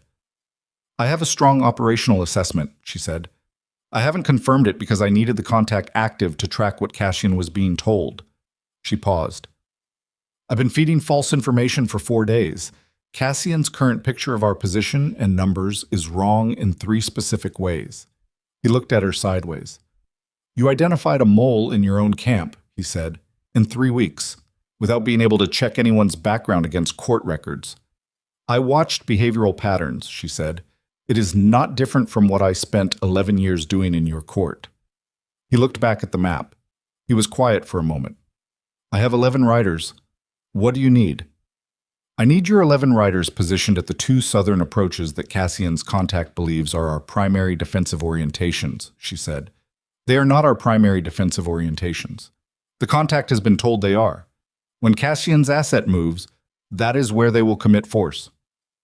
"And we will actually be," he said. "At the northern wall," she said, "with the 63. He studied the map. He was running it. She could see him running it. The same calculating silence she had watched across 11 years of campaign planning tables. "The timing," he said. "Tonight," she said. "He'll move tonight. He's had 6 days of my false reports building to a specific operational picture, and today is the day that picture has maximum reliability, because today is the day it appears your arrival has us distracted and positioned wrong." She looked at the map. "He's been patient for 6 weeks. He will not stay patient once the bond repair becomes imminent." Darius said, "How long does the repair take?" She did not answer immediately. The question was operational. She knew it was operational. But it was also not entirely operational, and they both understood that. And she chose to answer it as the operational question it also genuinely was. "I don't know exactly," she said. "The old accounts describe it in terms of hours, but the accounts also describe conditions that don't fully translate to practical guidance." She paused. "It is not instant." "So we need the camp secured," he said, "before we are out of commission as a defensive command." "Yes," she said. He was quiet for a moment. Then, "The empire I rode out of is not the same empire I left here 3 weeks ago, is it?" She looked up. He was looking at the northern mountains through the gap in the fortress wall. The peaks, the winter sky, the dark line at the horizon that she had learned to watch. His face had the unguarded quality again, the thing underneath the operational flatness, and she saw him see the mountains and understand what was moving in them, and understand, possibly for the first time at the level of the body rather than the intellect, what the weight of his decision at the ascension ceremony had actually put in motion. "No," she said. "It isn't." He nodded. A single nod, the kind that means I hear you and I am not contesting it. "Then we secure the camp," he said, "and we deal with what comes after. She held his gaze for one more moment. 11 years of careful reading, and what she read now was a man who had arrived at a crossroads she had not expected him to arrive at this quickly, which was the crossroads between the king who managed outcomes and the man who accepted consequences. She did not know which one he would be on the far side of tonight. She did not know if he knew. What she knew was that the resonance in the stone had started again an hour ago and had not stopped. She looked down at the map. "Call your riders," she said. "I'll brief them on the approach positions." She turned toward the training floor, and that was when the first explosion hit the eastern wall. Not a siege weapon, no Empire column, no organized assault, a single concentrated impact, the kind produced by a particular combination of frontier demolition compounds that Celine had documented in the Eastern Campaign Intelligence Survey 4 years ago, and which Cassian Vale had absolutely reviewed.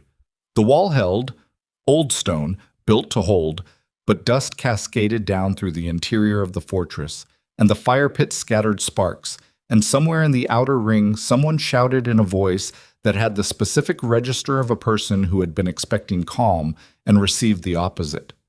Darius was already moving, not toward her, not toward the gate, but toward the high point of the interior wall, the elevated position with sightlines east and south, which was the correct instinct. Celine was already moving toward the weapons rack. She pulled a short blade, the frontier style, balanced for close work, and she was turning toward the eastern wall when she saw it. The northern sky. Through the gap in the fortress wall, past the mountain peaks, above the line where the dark had been moving for weeks, the pale luminescence was back. Both points of cold light, open and oriented south, except this time they were not at rest. This time they were moving, and the stone beneath her feet was vibrating so hard she could feel it in her jaw. Darius looked north from the high wall. She saw him see it. She saw his face do the thing that faces do when the operational picture expands beyond all prior estimations. A fractional stillness, a recalibration, and then the particular hardening of someone who has decided that the new scale does not change the requirement, only the urgency. He looked down at her from the wall. His face was hard and certain and entirely present. "Celine," he said. She looked up at him. "Whatever I owe you," he said, "I'll pay it, all of it, but right now I need you to tell me what to do." The eastern wall took a second impact. The northern sky blazed cold white behind the mountains.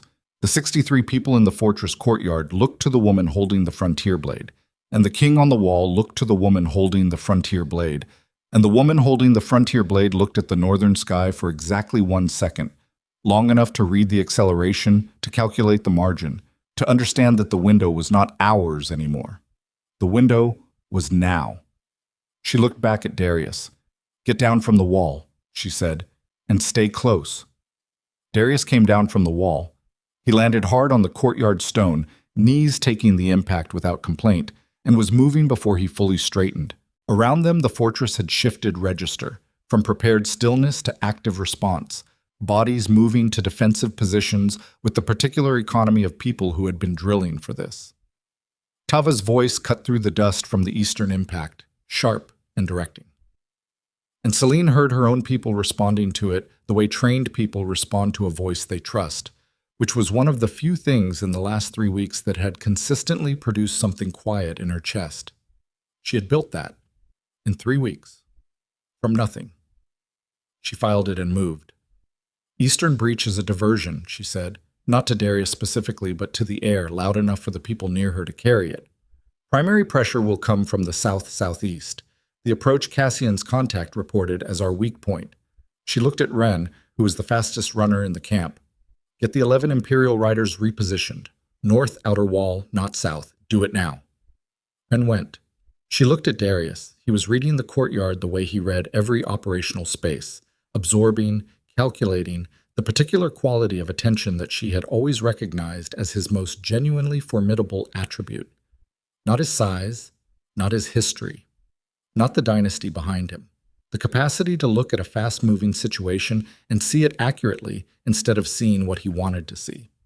She had watched it save campaigns. She had also watched it fail him entirely when the situation was personal, when the accurate observation required him to look at something he had already decided not to look at. He looked at her now with that same quality of attention. She turned north. The pale luminescence above the peaks was not steady anymore. It moved in slow pulses, like the rhythm of something breathing after a very long sleep, and with each pulse the resonance in the stone deepened by a degree she could feel in her back molars. The window she had estimated at hours was now measurable in something smaller. The bond's fracture had been widening for 23 days, and the thing on the other side of it had been testing that width every day, and what she had seen in the northern sky 20 minutes ago was not testing anymore. It had found the width sufficient. She turned to Vale. He was standing at the inner wall's base, watching the northern sky with the expression of a man confirming something he had prepared his entire life to confirm. He was 61 years old, and he had known this was coming since before she arrived, since before anyone in this camp was born, because the Ardenvale elders had been keeping the old accounts alive across generations against exactly this possibility. "Vale," she said. He looked at her. The accounts, she said. The repair. They describe it as the bonded pair in genuine unity. They don't describe a specific location or mechanism beyond that. No specific mechanism, he confirmed. The old accounts describe it as an act of will expressed through the original bond. The location does not matter. He paused. What matters is that the will is genuine. She heard what he was not saying. She had been hearing it since the conversation in Since the Basin in the Stone Valley, since the morning 6 years ago at the war table when Darius had said, "You see everything," and she had understood she was seen. The will had to be genuine, not performed, not operationally convenient, not the product of a crisis requiring a solution. Genuine. She turned back to Darius. He was already looking at her. He had been looking at her since she turned away from Vael, and his face had the quality she had catalogued in the courtyard an hour ago. The unmanaged thing, the involuntary thing, the thing underneath 11 years of operational flatness. Before she could speak, the south wall took the primary assault. It came in 3 simultaneous points. Not demolition compounds this time, but bodies, organized and fast, the kind of assault that had the shape of professional training. Cassian Vale's independent network was not a frontier scrape operation. It was staffed by people who move the way people move when someone has been paying them well and training them specifically. She counted 12 in the first breach point, estimated 15 more on the south outer approach. Tava was already there. What happened in the next 4 minutes was not clean. Clean was for campaigns with supply lines in prepared positions and the luxury of choosing engagement timing. This was a fortress courtyard at night with mixed affiliation fighters who had trained together for 3 weeks against professional operators who had been preparing for 6. And it was loud and close and the particular kind of violent that happens in confined stone spaces where blades are faster than distance. Celine moved through it. She had not been in direct combat in 11 years, but the body does not forget in the way the mind forgets. Muscle memory, spatial awareness, the instinctive reading of weight and momentum that she had learned in a childhood spent in the northern outlands before court dress and briefing documents became her tools. It came back not like remembering, but like unlocking, the way cold water unlocks after ice, fast and total. She took 1 cut across her left forearm. She did not register it until 2 minutes later. Darius fought at her left side. She had known, from reports and campaign outcomes, that he was effective. Knowing and seeing were different. He moved through the courtyard assault with the specific controlled devastation of someone who had spent 14 years in actual combat rather than command distance from it. And he moved in a way she had to consciously not track because tracking him was its own kind of operational distraction, and she could not afford distraction right now. He took a hit to his right shoulder. Blade edge, not point. He registered it, adjusted, kept moving. Tava closed the south breach in 4 minutes. The cost was 2 fighters wounded, 1 critically. Celine went to the critically wounded man. His name was Sev, Keld clan, 26 years old. And she pressed her hands against the wound and looked at his face and said his name clearly, because that was what you did. You said their name. You made sure they knew they were not alone in the moment the world went very narrow on them. And Sev looked at her with the particular focused intensity of someone using every available resource to stay present. And she said, low and direct, "You're not done. Hold on." She did not know if that was true. She said it because it was the only thing that was both possibly true and worth saying. Then she stood and looked at the northern sky. The pulses had shortened to 8-second intervals. The cold light was spreading downward from the peaks, no longer contained to the space between them, but moving along the mountain faces like frost spreading across glass. And the resonance in the stone had reached a frequency she felt in her sternum rather than her back teeth, a sustained deep vibration that she understood was not going to get quieter. She looked for Darius. He was at the north wall, looking at the mountains, his right hand pressed against the shoulder wound to slow the bleeding. The wound was bleeding more than it should have been for a blade edge. She recalibrated, mid-level serious, not immediately critical. And he was looking at the mountains with the expression of someone who has arrived, finally, and without remaining alternative, at the full dimensions of a consequence they created. She walked to him.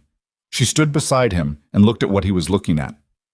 "Cassian's people are neutralized," she said. "Not all of them. Enough." "Cassian," he said. "Is still in the capital," she said. He won't be there long once his field operation fails and he understands that you came north personally. He'll run." She paused. "He has nowhere to run to that I cannot find him. That is a later problem." He looked at her forearm where the cut was bleeding through the cloak sleeve. He looked at it the way he sometimes looked at things, with the full attention, no filter.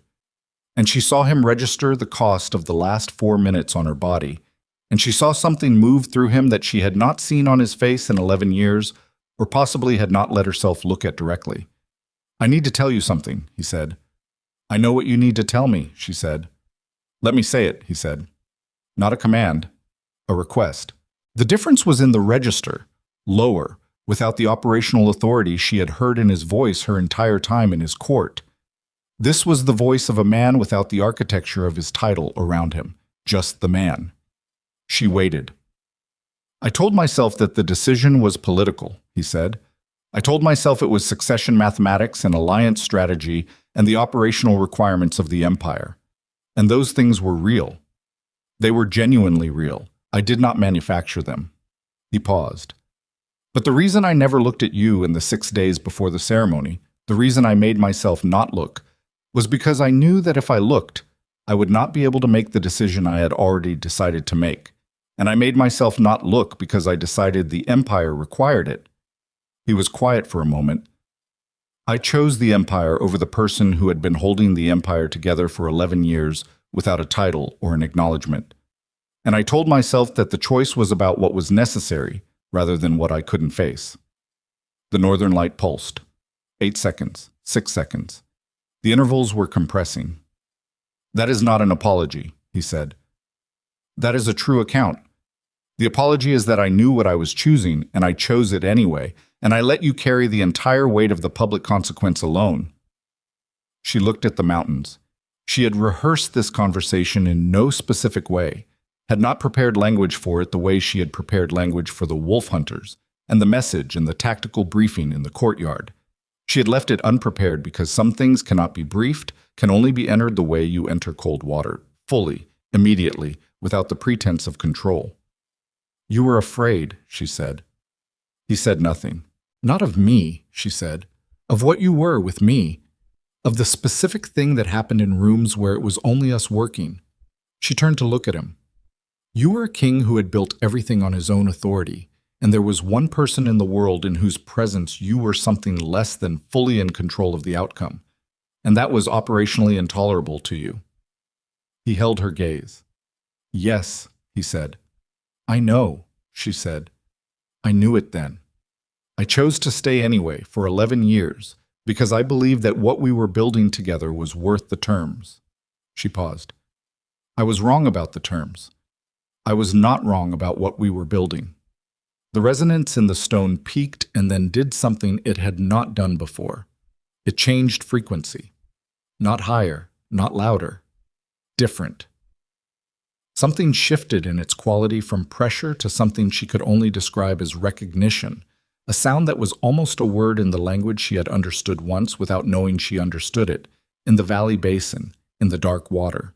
She looked at Darius. "The will has to be genuine," she said. "Those are the conditions, not ceremony, not strategy. What I'm telling you is that I cannot do this from obligation or crisis management. If that is what this is, if you are here because the empire needs it, I rode north with 11 men," he said, "and left my court, and my queen, and my intelligence minister, who I now understand has been running a treason operation against my throne, and I left all of it without telling anyone where I was going or when I was coming back." He held her gaze. "I have not made a decision that was not in some part about the empire in 14 years. This is the first one." She looked at him for a long moment. Then she looked at the mountains. The cold light was halfway down the peaks now, moving in slow, steady pulses toward the valley floor. And the dark that had been imprisoned in those mountains for 200 years was fully awake, fully oriented, and the direction it was oriented was south. She turned back to Darius. She looked at him in the way she had looked at the mountains, fully, without managing what she found. 11 years of working alongside him, 11 years of being seen and unseen in alternation, 11 years of choosing to stay on terms that had finally asked too much.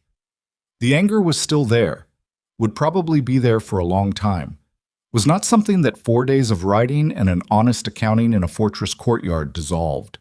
She did not pretend it was dissolved. But underneath the anger and underneath the grief that had been given 7 minutes on a cold road north and had not fully finished its accounting, there was the other thing. The thing she had found at the bottom of the basin in the Stone Valley. The thing that had been there when she stripped away the 11 years of court scaffolding and the borrowed architecture and the careful performance of irreplaceable competence. The thing that was original, the thing that was hers, the thing that no ceremony and no public humiliation and no marble floor had actually reached. It was still intact. She reached up and put her hand against his jaw, the injured side, the right side, and he went very still under the touch. And she looked at him directly, eye to eye, close enough that she could feel his breath against her face, and she said, "This doesn't restore what was. We are not going back to what was." "I know," he said, low, certain. "If we survive this," she said, "what comes after is built from what we are now, not what we were." "I know," he said again. She held his gaze for one more moment. She let herself feel the full weight of what she was doing, not managing it, not processing it into operational terms, just feeling it. The specific thing it was to choose to step toward the person who had put her on her knees, not because the wound had healed, but because she understood now, in the way the Valley Basin had shown her, that she was capable of carrying a wound and building something anyway, that the wound did not determine the direction. She had not needed this to survive. She had proved that in 3 weeks. She would continue to survive without it. But the resonance in the stone was at 6-second intervals now, and the thing in the mountains was moving, and what came after this crisis needed to be built from the strongest foundation available, and the strongest foundation was the true one. She leaned her forehead against his. The resonance in the stone changed again. It did not stop. It shifted, the same deep frequency, but restructured around a different center, a different coherence. She felt it move through her chest like something clicking into a lock position, felt it in the places the cold water of the ceremony had touched on that night 3 weeks ago. And those places were not empty anymore, and she understood, with the particular clarity she had found at the bottom of the Stone Valley Basin, that what she was feeling was not a return to what had existed before. It was something entirely new, built in the same space where the old thing had been broken. Darius exhaled.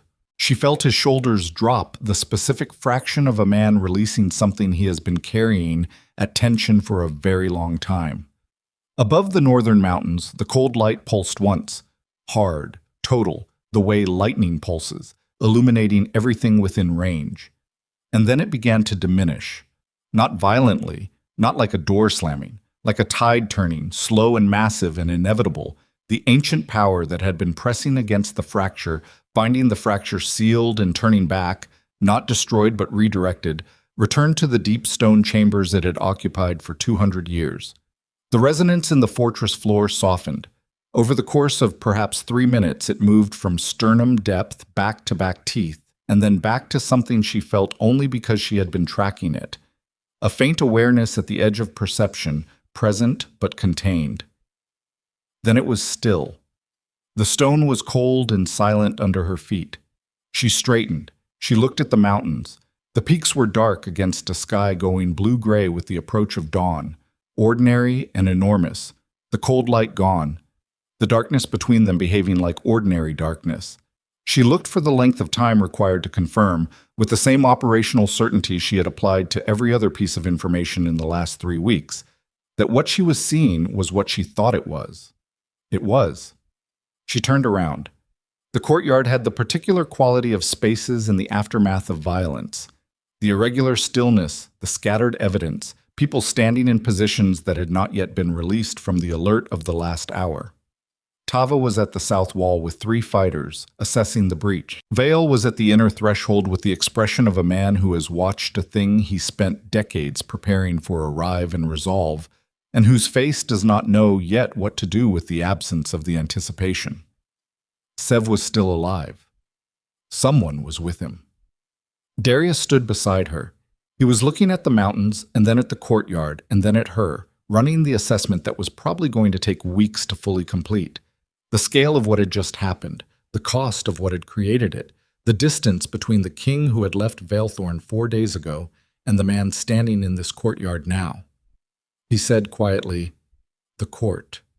"Cassian will run," she said. "Which is confirmation enough for the High Council. Your personal guard captain can manage the administrative response until you return." She paused. "Seraphine will need to be addressed." "Yes," he said. "Not dissolved by force," she said. "House Voss's financial resources are real. The alliance was real. The mechanism that created it was manipulated, but the underlying interest was genuine. There is a version of that arrangement that serves the Empire without requiring what was arranged." He looked at her sideways. "You are already managing the post-crisis diplomatic framework." "I have been managing it since the 3rd day I was here," she said. "I had nothing else to do in the evenings." Something moved across his face. Not quite a smile. The architecture of one. The ghost of it, which was the closest she had seen his face come to it in the entire time she had known him. She looked away before it could become something she was not prepared to receive yet. She walked across the courtyard to where Vael was standing. He watched her cross the space. When she reached him, he looked at her with the expression she had come to recognize as his version of something that other people would have expressed with considerably more visible emotion. "The accounts didn't describe what it felt like from the outside," she said. "No," he said. "They described the observable effects. The light, the stone, the withdrawal." He paused. "They were accurate." "What happens to this place now?" she said. He looked at the fortress walls, the fire, the 63 people who were beginning to move from alert stillness into the slower movements of aftermath. "This place stays what you made it," he said. "The old accounts describe the imprisonment as requiring maintenance, periodic attention, a presence in this territory that understands what it is maintaining and why." He looked at her. "That has not existed for 200 years. It needs to exist going forward." She understood what he was describing. "The Dominion," she said. "Call it what fits," he said. "What matters is the function, not the name." She turned and looked at the 63 people in the courtyard. Ardenvale, Keld, Marrowvane, the unnamed clans, the people who had come because a woman crossed a valley and came back and did not lie to them. They were looking at the mountains and at the quieted stone and at each other with the particular expression of people who have just participated in something whose full dimensions they are still assembling. She had not planned for any of this when she walked out of Valethorn with a pack and a blister and 7 minutes of grief aloud. She had planned for survival. She had planned for autonomy. She had planned for building something that could not be taken from her. She looked at what she had built. 63 people who had chosen it. 3 fortresses becoming functional. A territory that the Empire had written off as empty and cursed, and which was in fact the most strategically critical land on the continent. An understanding of the northern imprisonment and its maintenance requirements that existed nowhere else in any living mind. And the particular knowledge which the Stone Valley had given her, and which no ceremony could formalize and no humiliation could remove, of what she was made of when everything borrowed had been stripped away. She walked back to the center of the courtyard. She stood there in the early morning light, the cold coming off the mountains, the stone quiet under her feet. Darius stood across the courtyard, and he was watching her with the full, unmanaged attention that she had spent 11 years not letting herself fully receive. And she looked at him across the courtyard, and she did not look away, and she did not manage what she found. What she found was complicated and incomplete and would require a long time to resolve into something she could trust fully. She did not pretend otherwise. She was a woman who had spent 11 years learning that the truth of a situation precisely identified was worth more than any comfortable revision of it. The truth was, this was not a restoration. It was a foundation. New materials, new geometry, built by 2 people who were not who they had been, in a territory that had not existed before she walked into it. Whether it would hold, she did not know. Whether she wanted it to hold, that she knew, with the clean certainty she had found at the bottom of a dark pool in a valley that stripped everything down to what was actually there. She turned toward the work. There were wounded to attend to, walls to repair. A message to send south about a treason charge that would need to be processed through the High Council before Cassian Vale found a border. A diplomatic framework to begin building between an empire and a dominion that were going to need each other in ways neither had anticipated. And in the spring, when the mountain passes opened and the Keld and Marovane representatives returned to their chiefs with the account of what had happened in this fortress on this night, there would be more people. More choices to be made about what this territory became, what authority it held, what kind of leadership it required. She picked up her blade from where she had set it against the inner wall. She looked at it once. The frontier style, balanced for close work. Bought from an Ardenvale blade maker 2 weeks ago with the last of the coin she'd carried out of Valethorn. Not a court blade. Not a gift. Not borrowed. Earned. She tucked it at her belt and walked toward the place where Tava was beginning the work of assessing the south wall, and the morning light came over the mountains clean and ordinary and entirely new, and Celine Ashwin did not look back at the marble step she had knelt on, which was 300 miles behind her and belonged to a building she had not built. She looked forward. A ruler may inherit a throne. An empire may be forged on a battlefield.